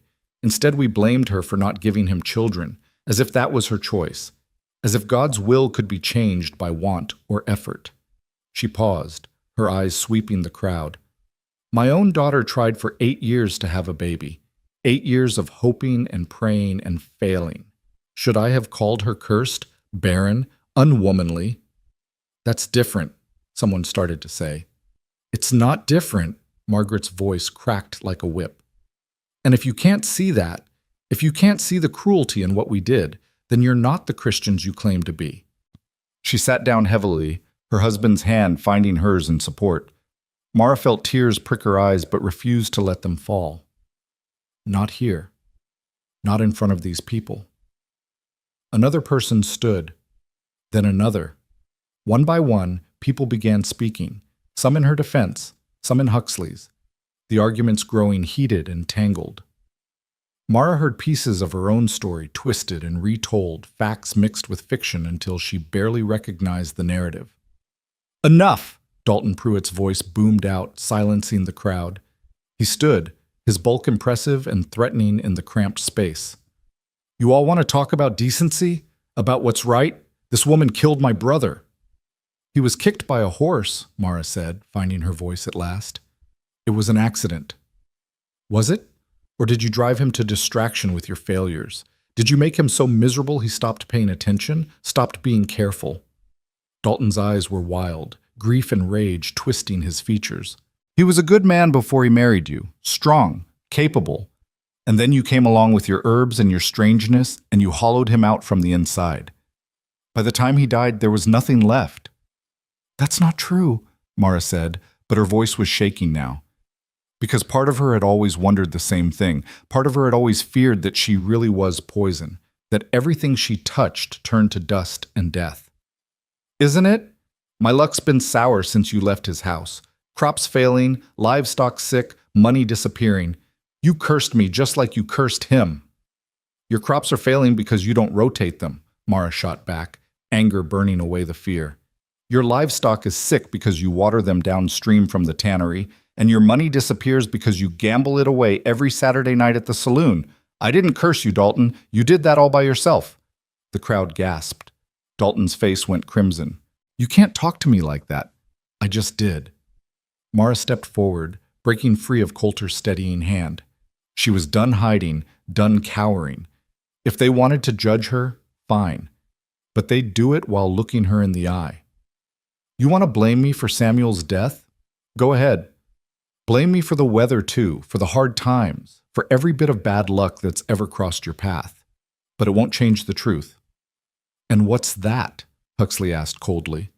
"That I loved Samuel, that I mourned him, that I tried to be a good wife even when you all made it clear I was failing." Her voice broke, but she pushed through. "I couldn't give him children. I know that. I live with that every day. But I gave him everything else, my work, my care, my whole heart. And it still wasn't enough for this town. It was never going to be enough." "So you ran to the first man who'd take you in," Huxley said. "How very convenient." "I didn't run. I was dragged through the street like an animal and left to die in the dirt. And yes, Coulter took me in. He gave me shelter when you gave me nothing but cruelty. He offered me kindness when you offered me only judgment. And if that makes him a sinner in your eyes, then your eyes are blind. You speak of kindness, Huxley said, his voice dripping venom. But what kind of kindness teaches children that sin is acceptable? That living in defiance of God's law is something to celebrate? I teach those girls to be brave, Mara said, to be strong, to stand up for what's right even when it's hard. If that's sin, then I'll sin gladly. The church erupted, people shouting, arguing, some rising to their feet in outrage, others nodding in reluctant agreement. Huxley was calling for order, his voice lost in the chaos. And then a new voice cut through the noise, clear and carrying and utterly unexpected. She teaches them about plants. Everyone turned. In the doorway stood Mrs. Chen, her round face flushed from hurrying, and beside her, holding her hands, were June and Lily. Girls, Coulter said, half warning, half question. You were supposed to stay. We wanted to help, June said, her small voice somehow reaching every corner of the silent church. We wanted to tell everyone the truth. Lily nodded vigorously.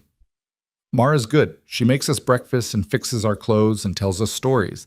And she saved the cows when they were sick. She did, Tom Hendricks called from his seat beside Margaret. Saved Coulter's whole herd with some kind of tonic. Saved ours, too, when we had the same problem the following week. And she fixed my rheumatism, Mrs. Chen added. First time in 10 years I could work without pain. She helped my wife through a difficult childbirth, another voice added. The blacksmith, a burly man named John, who rarely spoke up, knew exactly what herbs to use when the midwife was lost. One by one, voices began rising from the crowd. Small testimonies, quiet acknowledgments of help given, kindness offered, problems solved. Mara stood frozen, listening to people she'd thought hated her describe moments she'd almost forgotten. A poultice here, a bit of advice there, help offered without expectation of return. She's still living in sin, Huxley insisted, but his voice had lost its conviction. The law of God. We'll be satisfied in 2 weeks, Coulter interrupted. That's when we're getting married. Church wedding, legal and proper, with the whole town invited if they want to come. But we're doing it on our terms, in our time, and anyone who has a problem with that can stay home. He looked at Mara, his eyes asking a question. She nodded, her heart too full for words. 2 weeks, he repeated, addressing the crowd now. You all want to judge us? Fine. Come to the wedding. Watch us make vows before God and everyone. See for yourselves what kind of woman Mara Ellington really is, and then try telling me she's not worthy of respect. Huxley opened his mouth, closed it, opened it again. For once, he seemed to have no words. It was one of the council members who broke the stalemate, Joseph Wright, who owned the general store and had always struck Mara as a fair man, if distant. Seems to me, he said slowly, that we've got a choice here. We can keep tearing at old wounds, keep judging people for things they can't control. Or we can accept that maybe we were wrong, that maybe we let fear and prejudice cloud our judgment. He looked at Mara directly. I'm man enough to admit when I've made a mistake, and I made one with you, Mrs. Ellington. We all did. Here, Margaret Hendricks said firmly. Others began nodding, murmuring agreement. Not everyone. Dalton Pruitt sat stone-faced and silent, and Huxley looked like he'd swallowed something bitter. But enough to matter. Then we're done here, Coulter said. He held out his hand to Mara. Come on, let's go home. They walked out of the church together, the twins running ahead, Mrs. Chen following with a satisfied smile. Behind them, Mara could hear the crowd dispersing, voices raised in continued argument, but lacking the earlier venom. Outside, the night air was cool and clean, stars beginning to emerge in the darkening sky. Mara breathed deep, feeling something loosen in her chest. Not forgiveness. She wasn't sure she could forgive Ironwood. Not fully. Not yet. But release. The letting go of a weight she'd carried so long she'd forgotten what it felt like to stand up straight. You were magnificent, Coulter said quietly, helping her into the wagon. I was terrified. Doesn't make it less magnificent. He climbed up beside her, the twins piling into the back, still chattering excitedly about their grand entrance. You faced them down, made them see you. Some of them, maybe. That's all we can ask for. He took her hand, laced their fingers together. The rest will come around or they won't. But it doesn't matter. We've got what's important. Mara looked at the twins, already half asleep against each other in the wagon bed, their faces peaceful in the lamplight. Looked at Coulter, steady and solid beside her. Looked at the road ahead, leading away from Ironwood and toward the ranch, toward home. Yes, she said softly. We do. The ride back was quiet, peaceful in a way the ride there hadn't been. The twins fell asleep completely, lulled by the wagon's motion. Coulter drove with one hand, the other never leaving Mara's, and they didn't talk because they didn't need to. Everything that mattered had already been said. When they finally reached the ranch, the house dark and waiting, Coulter carried the twins inside one by one while Mara lit lamps and stoked the fire. The familiar routine of settling in for the night felt different somehow, deeper, more permanent, like they'd crossed some invisible threshold and there was no going back. After the girls were tucked in, after the doors were locked and the lamps turned low, Mara found herself alone with Coulter in the kitchen, the silence stretching between them, not awkward, but full. 2 weeks, she said. Did you mean that? Every word. Unless you want longer? I can wait if you need time. No. She caught his hand, held it between both of hers. 2 weeks is perfect. I don't want to wait anymore. Don't want to keep living in this in-between space, not quite married, but not quite separate. I want to be your wife, Coulter. Fully. Completely. His eyes darkened with emotion too complex to name. I'll talk to the minister in the next town over. Get everything arranged proper. Not Huxley? Never Huxley. He had his chance to be part of this, and he chose judgment instead. Coulter lifted her hand, pressed a kiss to her scarred knuckles. We'll do this right, Mara. I promise you that. I know you will.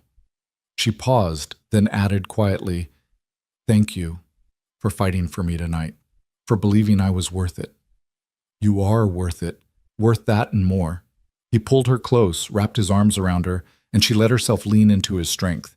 I meant what I said in there. You're the best thing that's happened to this family in years. The girls know it. I know it. And now the whole damn town knows it too. They stood like that for a long time, holding each other in the lamplight, while outside the Montana night settled deep and quiet around them. Somewhere in the darkness, an owl called. The wind whispered through the pines. And inside the Rowan ranch house, a family that had been broken was finally beginning to heal. The next 2 weeks passed in a blur of preparation. Mara enlisted Margaret Hendrick's help. The older woman showed up 3 days after the town meeting with an armful of fabric and a gleam in her eye that suggested she was thoroughly enjoying having a project. Every bride deserves a proper dress, Margaret declared, spreading the cloth across the kitchen table, even one getting married under unusual circumstances. You don't have to, hush. I want to. Call it my apology for taking too long to stand up for you. They worked together in the evenings after the day's chores were done, cutting and pinning and sewing while the twins watched in fascination. The dress took shape slowly, simple but elegant cream-colored cotton with lace at the collar and cuffs that Margaret had saved from her own wedding decades earlier. Something borrowed, she said, stitching it in place with careful precision. For luck. Other women from the valley began arriving too, bringing gifts and offerings. Not all of them. Ironwood still had its share of people who refused to accept Mara, who muttered about sin and propriety and proper waiting periods. But enough came that Mara felt for the first time in her life what it meant to be part of a community of women. They taught her the local customs, the traditions expected at a ranch wedding. They shared recipes for the feast that would follow the ceremony. They gossiped and laughed and welcomed her into their circle with a warmth that made her throat tight. Coulter, meanwhile, threw himself into fixing up the house. The addition he'd abandoned 3 years ago suddenly became urgent, and he worked late into the evenings hammering and sawing, the twins his enthusiastic, if not always helpful, assistants. What's he building? Mara asked Mrs. Chen, who'd become a regular visitor. The older woman smiled mysteriously. You'll see soon enough. On the morning of the wedding, Mara woke before dawn to find the house already bustling with activity. Margaret had arrived with her daughters, and together they'd transformed the main room into something out of a dream. Wildflowers in jars on every surface, ribbons strung from the rafters, the long table covered with food that neighbors had been dropping off since sunrise. Come on, Margaret said, shooing Mara toward her small room. Let's get you ready." The dress fit perfectly, hugging her curves and falling to her ankles in soft folds. Margaret pinned her hair up, weaving in small white flowers, then stepped back to assess her work. "Beautiful," she pronounced. "Absolutely beautiful." Mara looked at herself in the small mirror and barely recognized the woman staring back. Not because she looked different, but because she looked happy. Genuinely, deeply happy in a way she'd thought she'd never feel again. A knock at the door made them both turn. "It's time," Tom Hendricks called. "Everyone's ready." The ceremony was held outside under the spreading branches of an old oak tree that Coulter said had stood on the property since before his grandfather's time. The minister from Silver Creek stood beneath it, his kind face creased in a smile, and gathered around were nearly 50 people, neighbors from the valley, a few cautious visitors from Ironwood, Mrs. Chen and her family, even the Morrisons who'd traveled back from Helena. The twins stood at the front in matching dresses that Margaret's daughters had sewn, their faces solemn with the weight of their important role. They held hands, watching the path for their mother. Because that's what Mara was now. What she'd been from the moment they claimed her. Not Miss Mara or Papa's friend, but mother. Mama. Theirs. Coulter stood beside the minister in his best suit, his hair slicked back, his face showing every bit of the nervousness he'd tried to hide. When he saw Mara emerge from the house on Tom Hendricks' arm, the older man having offered to give her away when she'd admitted she had no one else, his expression transformed into something that made her heart skip. The walk to the oak tree felt both infinite and instantaneous. Then she was there, standing beside Coulter, his hand finding hers and holding tight. The minister began speaking, his words washing over them like a blessing.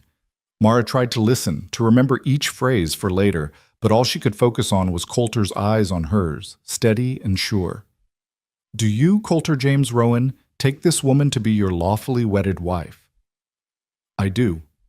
No hesitation, no doubt. "And do you, Mara Christine Ellington, take this man to be your lawfully wedded husband?"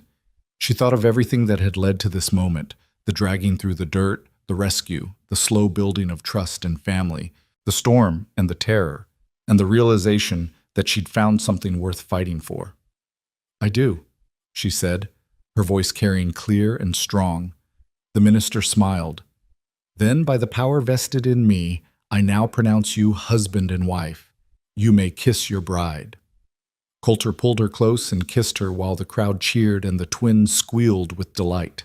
It was sweet and brief and perfect, a promise sealed in front of God and everyone. When they broke apart, Coulter was grinning, and Mara realized she was too, so wide her face hurt. "Mrs. Rowan," he said, testing the name. "Mr. Rowan," she replied, loving the sound of it. The celebration lasted well into the evening, the yard filling with music and laughter as neighbors shared food and stories. The twins danced themselves into exhaustion and had to be carried to bed by Mrs. Chen, still protesting they weren't tired. Mara accepted congratulations from what felt like hundreds of people, her cheeks aching from smiling, her heart so full she thought it might burst. As the sun began to set, painting the sky in shades of gold and rose, Coulter pulled her away from the crowd. "Where are we going?" she asked. "I want to show you something." He led her to the addition he'd been working on, the one she hadn't been allowed to see. It was finished now, a new room added to the side of the house with its own door and windows. Coulter opened the door and gestured for her to enter first. Inside was a bedroom, simply furnished but beautiful.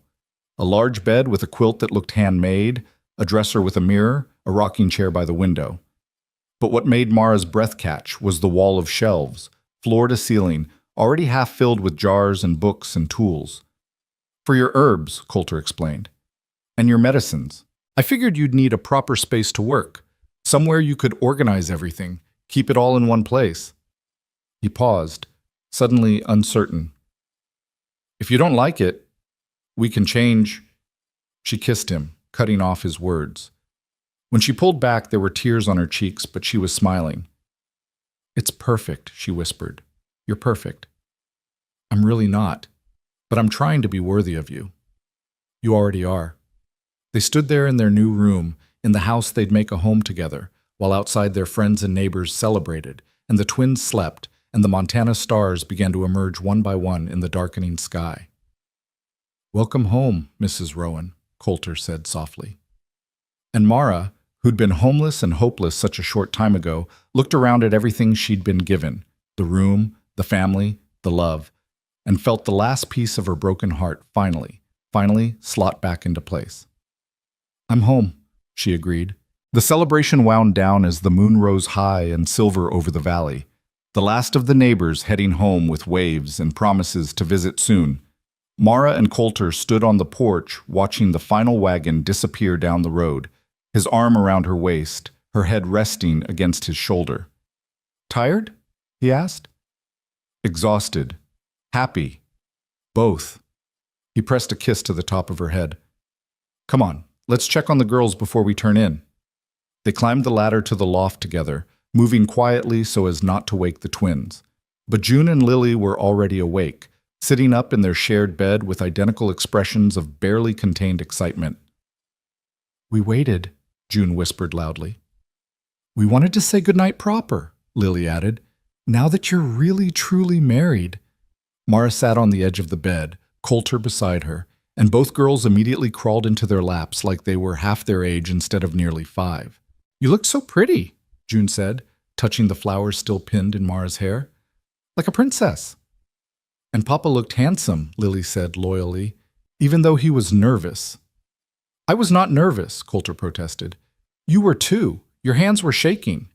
That's because it was important. When something matters that much, it's all right to be a little nervous. June looked up at Mara with those serious eyes that sometimes seemed far too old. Are you nervous now? About being our mama for real? Mara's throat tightened. She cupped June's small face in her hand, then Lily's, looking at each of them in turn. Not nervous, grateful. You two gave me something I thought I'd never have. A family, daughters, a reason to wake up every morning and fight to be better than I was the day before. So no, sweetheart, I'm not nervous. I'm honored. Even though we're not yours by blood? Lily asked, her voice very small. Especially because of that. Blood doesn't make a family. Love does. Choice does. And I choose you every single day, both of you, forever. The twins looked at each other, some silent communication passing between them, then threw themselves at Mara simultaneously, nearly knocking her backward off the bed. Coulter steadied her while she wrapped her arms around the girls, holding them close, breathing in the scent of their hair and the absolute rightness of this moment. We choose you too, Mama, June whispered. Forever and ever, Lily agreed. They stayed like that until the girls' breathing deepened and their grips loosened, sleep finally claiming them. Coulter helped Mara tuck them in, pulling the blanket up to their chins, smoothing back their matching braids. They're ours now, he said quietly as they descended the ladder. Legally, officially, in every way that matters. They always were. The papers just made it official. In their new room, their room together, Mara unpinned the flowers from her hair while Coulter lit the lamp on the bedside table. The light caught on the shelves he'd built, on the jars she'd already started filling with herbs and remedies, on the books the Morrisons had sent from Helena, along with Samuel's mother's journals. I read some of those journals, Mara said, nodding toward the stack. The ones from Grace, about Samuel's mother. And she had 4 miscarriages before she had Samuel, lost another baby after, spent years thinking she was cursed, that God was punishing her for some sin she couldn't name. Mara's voice caught. She wrote about how the other women in her town treated her, the whispers and the pity and the judgment. It could have been me writing those words. Coulter came to stand behind her, his hands gentle on her shoulders. But it wasn't. You're here, you're safe, and you've got 2 daughters who love you more than anything in this world. I know, and I'm grateful. But I also keep thinking about all the women like us, like me and Samuel's mother, who've been told they're failures because their bodies didn't cooperate with someone else's timeline. She turned to face him. I want to help them. The women who come to me with fertility problems or difficult pregnancies or just the weight of everyone's expectations crushing them. Then help them. You've already been doing it, haven't you, with the remedies and the advice? I want to do more. Maybe set up a proper practice, somewhere women can come without judgment, somewhere they can talk about the things no one wants to discuss in polite company. A slow smile spread across Coulter's face. That inheritance money from Samuel, the $300 you wanted to put into the ranch. Yes? Use some of it for this instead. Build yourself a proper clinic, stock it with supplies. Let people know you're available to help. He cupped her face, his thumb brushing across her cheekbone. You've spent too long making yourself smaller to fit other people's expectations. Time to take up all the space you deserve. Mara felt something crack open in her chest, some last barrier she'd been holding against hope. You really mean that? Every word. This ranch is doing well enough now. We've got help lined up for harvest, the cattle herd is healthy, and with both of us working together, we can manage just fine. But what you're talking about, that's important work, Mara. Work that could change lives. I'm not going to stand in the way of that. She kissed him then, pouring everything she couldn't say into the touch. When they finally broke apart, both breathing hard, she rested her forehead against his. I love you, she said. I don't think I've actually said it enough, but I do. So much it scares me sometimes. I love you too. From that first day in Ironwood when my daughters looked at you and saw a mother, and I looked at you and saw my future. He smiled, that rare, full smile that transformed his entire face. Took me a while to admit it, but it was always true. That night, lying beside him in the darkness with his arm around her waist and his breathing steady against her neck, Mara thought about the journey that had brought her here. The pain and the shame and the absolute certainty that she'd never be anything more than Ironwood's discarded widow. And then the impossible rescue, the slow building of trust, the storm that had changed everything. She thought about the women she'd help tomorrow, and the day after, and all the days to come. Thought about the girls sleeping upstairs who'd claimed her as theirs without hesitation or conditions. Thought about the man beside her who'd seen her at her lowest and decided she was worth fighting for. And for the first time in her entire life, Mara Rowan, didn't wonder if she was enough. She knew she was. The weeks that followed settled into a rhythm that felt both new and ancient, like something they'd been practicing for years instead of months. Mara woke before dawn to start breakfast while Coulter handled the early morning feeding. The twins would stumble down from the loft sleepy and disheveled, and they'd all eat together as the sun climbed over the eastern peaks, planning the day's work over coffee and conversation. Word of Mara's skills continued to spread. Women started appearing at the ranch, some on horseback, some in wagons, a few on foot from neighboring homesteads. They came with whispered questions and quiet desperation, seeking help for problems they couldn't discuss with the male doctor in Ironwood or the judgmental midwife who'd been practicing for 40 years and had strong opinions about women's moral failings. Mara helped them all, the young bride struggling with painful monthlies that left her bedridden 3 days a month, the older woman whose body was betraying her in ways no one had prepared her for, the expectant mother terrified of childbirth after losing her first baby. Each one found in Mara's new workspace not just remedies but understanding, not just medical knowledge but compassion. She never charged more than they could afford, sometimes taking payment in eggs or vegetables or future favors. Coulter watched her work with quiet pride, never complaining about the constant stream of visitors or the way her attention was divided between the ranch and her calling. You're building something important, he told her one evening after she'd spent 3 hours with a woman having early labor pains, managing to stop the contractions and save the pregnancy. The valley needs this, needs you.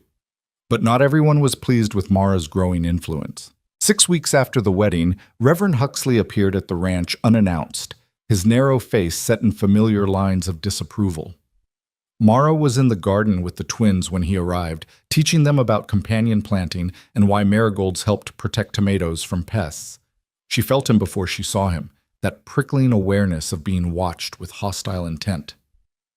Reverend, she said, straightening and brushing dirt from her hands.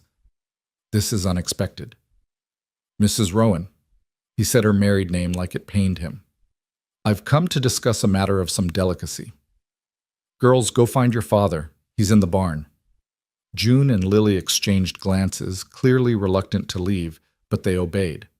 Only after they disappeared did Mara turn her full attention to Huxley. Say what you came to say. Very well. It has come to my attention that you've been practicing medicine without proper training or certification.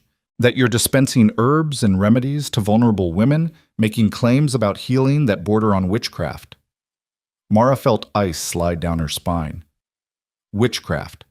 The same accusation that had gotten women killed not so long ago, the same word that still carried power to destroy.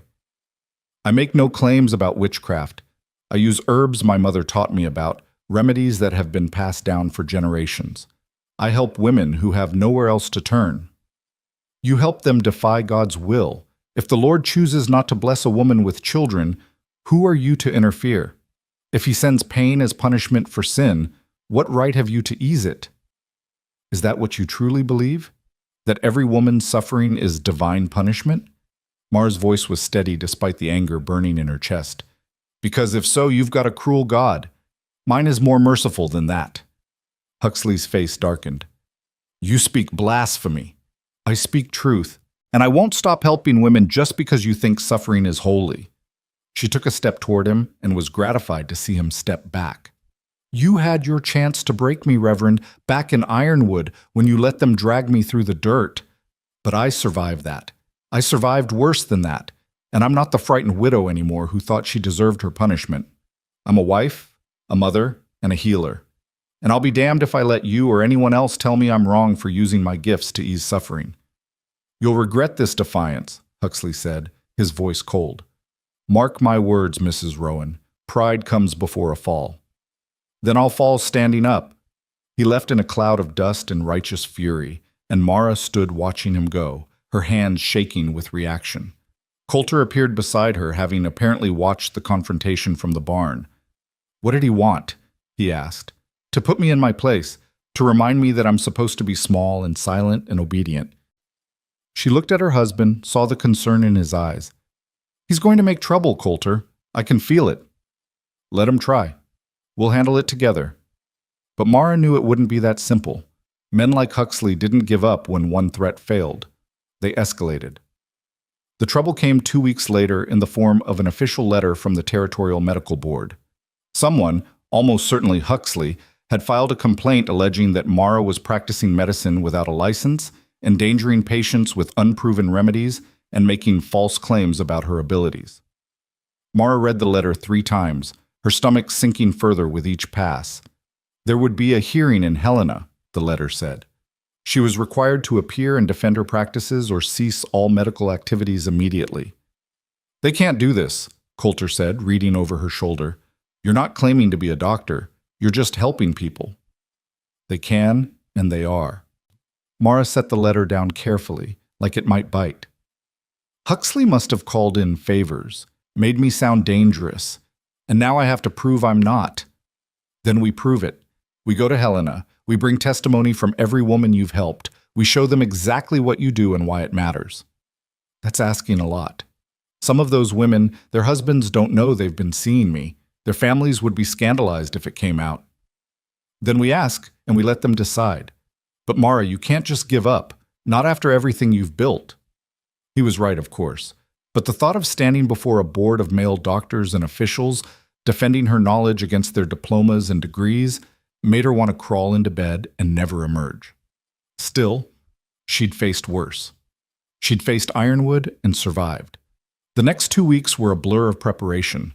Mara wrote down everything she could remember about her remedies, the ingredients, the applications, the results she'd seen. Mrs. Chen and Margaret Hendricks helped organize testimony from the women Mara had helped, carefully documenting each case while protecting the women's privacy as much as possible.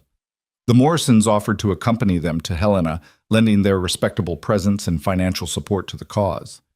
Even Tom Hendricks, gruff and practical, showed up to offer a letter vouching for Mara's character and the help she'd given his wife. Never seen Margaret so healthy, he wrote in his blocky handwriting. Whatever Mrs. Rowan's doing, it's working.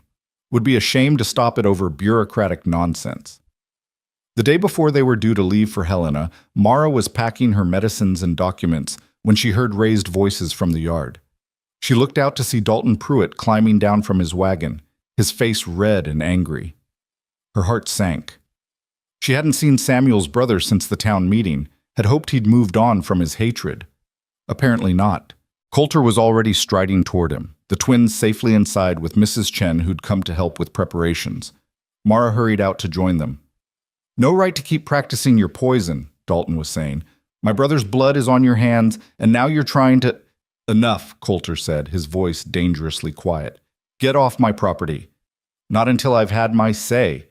That woman killed Samuel as sure as if she'd shot him, and now she's spreading her curse to other families.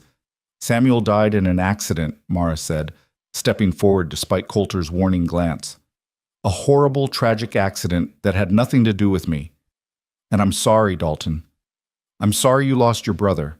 I lost my husband. We both suffered, but blaming me won't bring him back. You made him weak, made him careless. He was so busy worrying about you and your failures that he stopped paying attention. Is that what you really think? Or is it just easier than admitting that sometimes terrible things happen and there's no one to blame? Mara felt tears prick her eyes but refused to let them fall. Samuel loved me. I loved him. And yes, we couldn't have children, but that doesn't mean our marriage was a failure. It doesn't mean I killed him. It just means we were unlucky. Unlucky? Dalton's laugh was bitter. That's one word for it. What do you want from me, Dalton? What would make this right in your eyes? He stared at her for a long moment, and she saw beneath the anger to the grief he'd been carrying for 2 years. The loss of his only brother, the loneliness, the need to make sense of senseless tragedy. I want him back, Dalton said finally, his voice breaking. I want my brother back, and I can't have him, so I want someone to pay for it. I've been paying for it, Mara said softly. Every day since he died. Every time someone looks at me and sees failure instead of a person. Every time I wonder if things could have been different. She took a shaky breath. But I'm done now. I'm done letting grief and guilt rule my life. And I think you should be done too. Dalton's face crumpled. For a moment, Mara thought he might actually break down, might let go of the rage that had been eating him alive. But then he straightened, set his jaw, climbed back into his wagon. You're going to fail, he said. That hearing in Helena, you'll lose, and everyone will see you for what you really are. Maybe, Mara said, or maybe I'll surprise you. He left without another word, and Mara sagged against Coulter, suddenly exhausted. That went better than I expected, Coulter said wryly. He's hurting. Probably has been since Samuel died and no one helped him process it. That's not your responsibility. I know, but I understand it. She looked up at him. Promise me something. Anything. If something happens to me, if I die before you, God forbid, promise you won't let bitterness poison you. Promise you'll grieve, but then keep living, keep loving. Don't let the grief win. Coulter pulled her close, his arms solid and sure around her. Nothing's going to happen to you. And we're both going to live to be old and gray and so cantankerous our grandchildren will tell stories about us. Grandchildren, Mara whispered, testing the word. I like the sound of that. The journey to Helena took 3 days by wagon, the Morrisons riding alongside them while Mrs. Chen stayed behind with the twins. Mara spent the travel time rehearsing her testimony, trying to anticipate the board's questions, fighting down panic every time she thought about actually standing before them. Helena was bigger than any town Mara had ever seen, with proper streets and gas lamps and buildings that stretched 3 stories high. The territorial offices were housed in an impressive stone structure that made Mara feel very small as they climbed the steps. The hearing room was formal and intimidating. A long table at one end where 5 men sat in official-looking suits, rows of benches for observers, windows that let in pale northern light.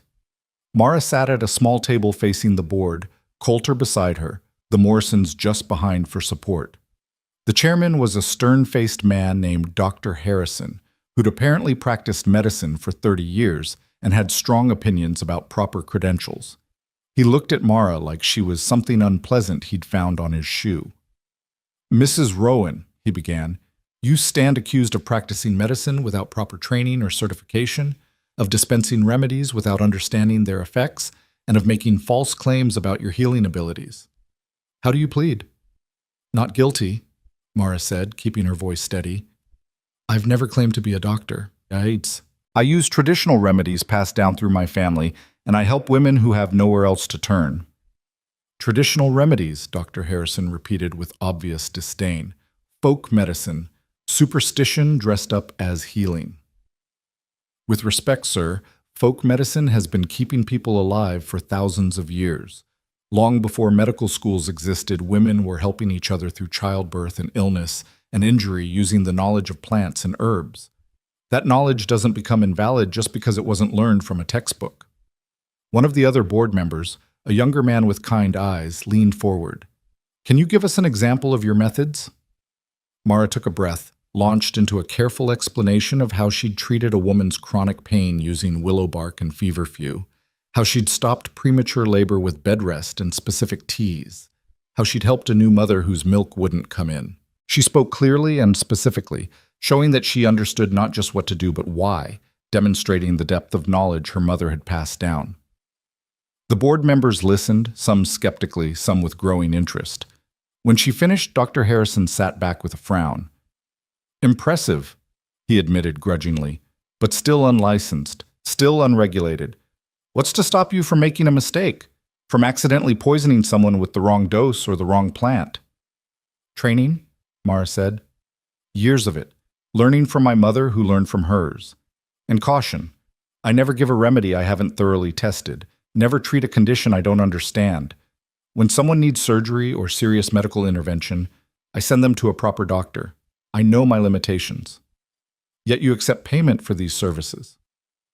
"I accept what people can afford to give, which is usually eggs or vegetables. I'm not getting rich off this. I'm helping my community." The questioning continued for over an hour, the board members probing and challenging every aspect of her practice.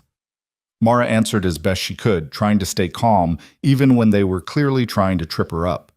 Finally, Dr. Harrison called for a recess. The board would deliberate and render a decision within the hour. Mara fled to the hallway, her hands shaking, her stomach churning. Coulter followed, pulling her into his arms. "You did well," he murmured against her hair. "You were brilliant." "I don't think it was enough. Did you see their faces?" "I saw men who were impressed despite themselves. You gave them facts, evidence, logic. They can't ignore that." But when the board reconvened, Dr. Harrison's expression was grave. "Mrs. Rowan, this board has reached a decision.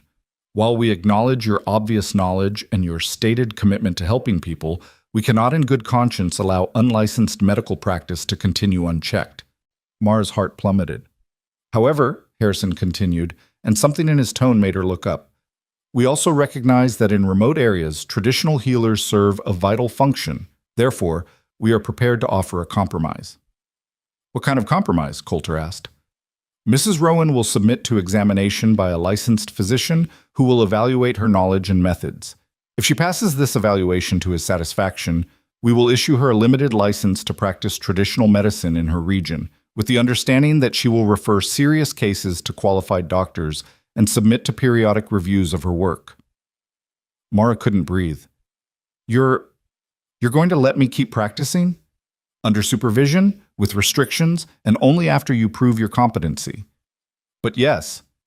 Harrison's stern face softened slightly. "We've reviewed the testimonials your supporters provided. 12 women, Mrs. Rowan. 12 women who say you quite literally saved their lives or the lives of their children. That's not nothing. We'd be fools to dismiss it entirely."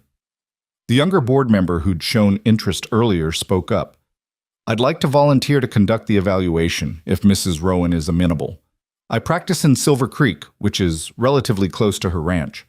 We could arrange a series of visits where I observe her work and test her knowledge." "Dr. Samuel Winters," Harrison said by way of introduction. "One of our finest young physicians, trained in both traditional and modern methods." Dr. Winters smiled at Mara. "My grandmother was a midwife and herbalist. I learned as much from her as I did from medical school. I think we'll get along just fine." Mara felt tears slide down her cheeks, but she was smiling, actually smiling, her heart so full she thought it might burst. Thank you so much." "Don't thank us yet. You still have to pass the evaluation, Doctor. Winters will be thorough. I wouldn't want it any other way."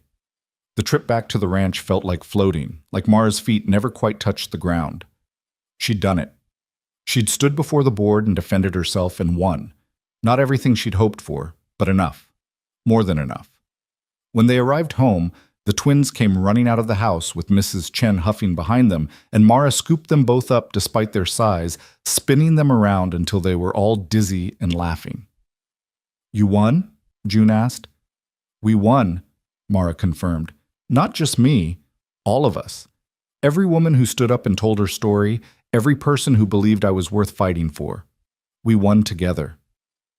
That night, after the twins were asleep and the house was quiet, Mara stood in her workroom looking at the shelves Coulter had built, at the jars of herbs and the books of knowledge and the future stretching out before her like an open road. "What are you thinking?" Coulter asked from the doorway. "That I'm happy, truly, deeply happy, and I keep waiting for something to ruin it, for the other shoe to drop. Maybe there is no other shoe. Maybe this is just life now, good and full, and yours to live." "Ours," she corrected, turning to face him. "Ours to live." He crossed the room, took her hands in his. "I never thanked you." "For what?" "For saving me.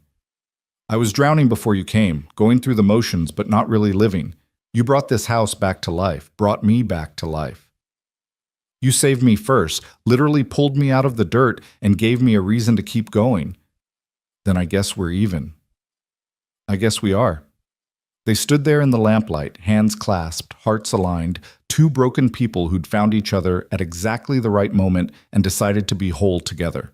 The months that followed were the happiest of Mara's life. Dr.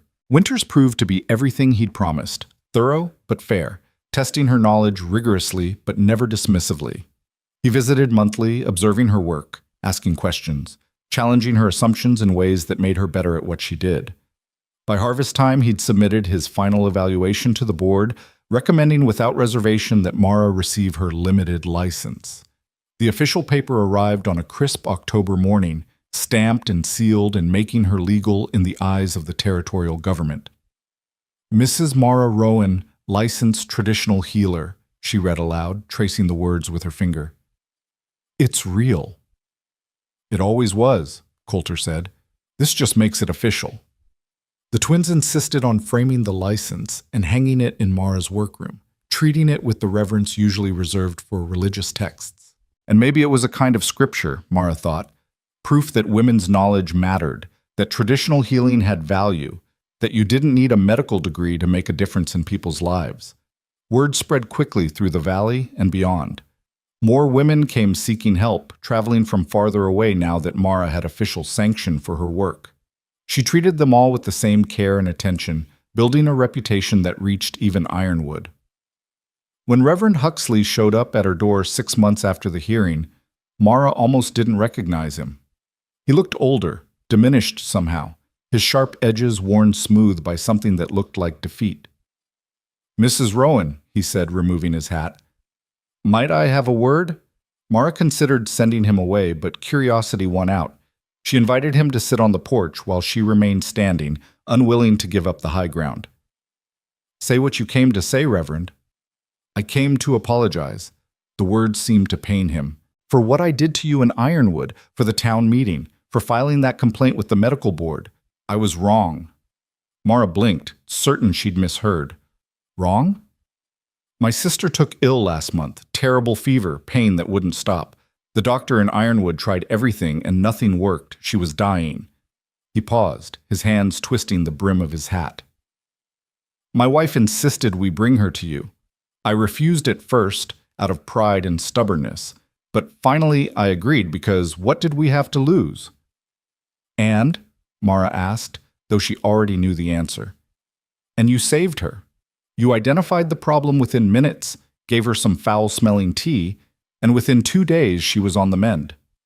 The doctor couldn't explain it, called it a miracle." Huxley looked up at her, his eyes haunted. "But I know the truth. It wasn't a miracle. It was you." "It was feverfew and willow bark," Mara said quietly.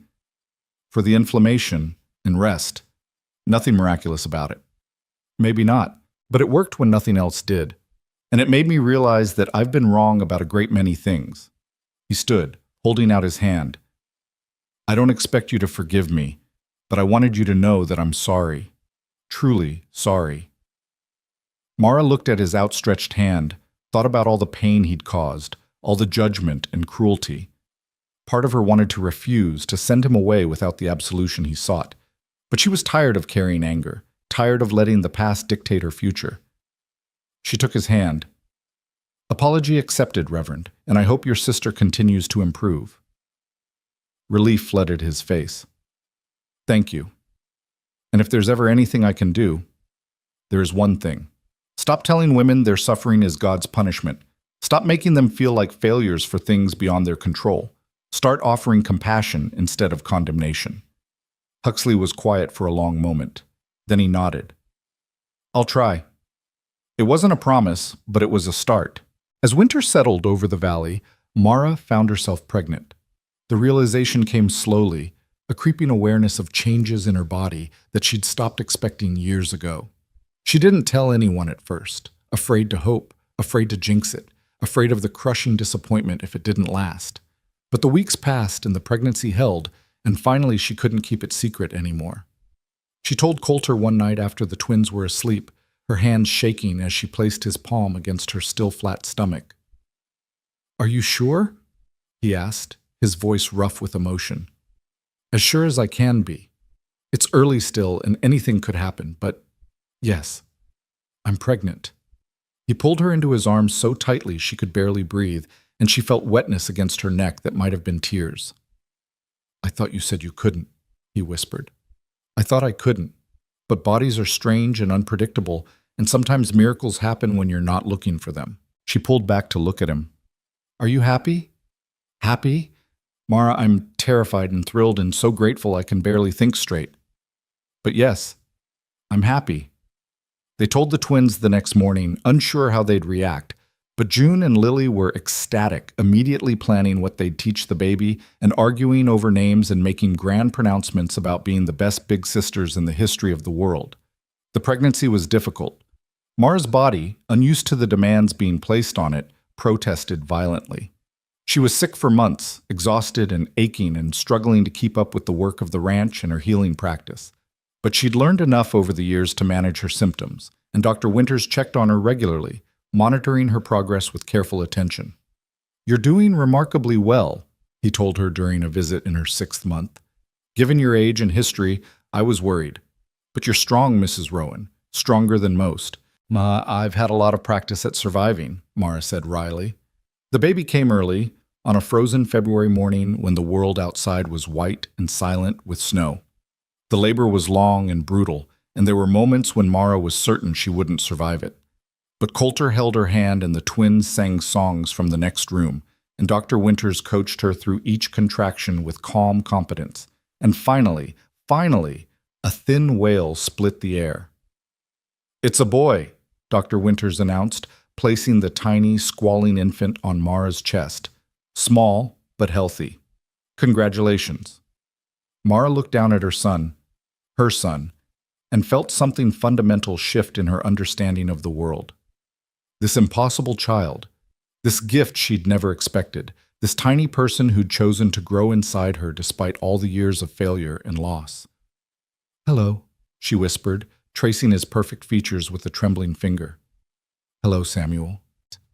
Named for her first husband, for the man who'd loved her when no one else would, for the life she'd thought was over but had only been dormant, waiting for the right moment to bloom.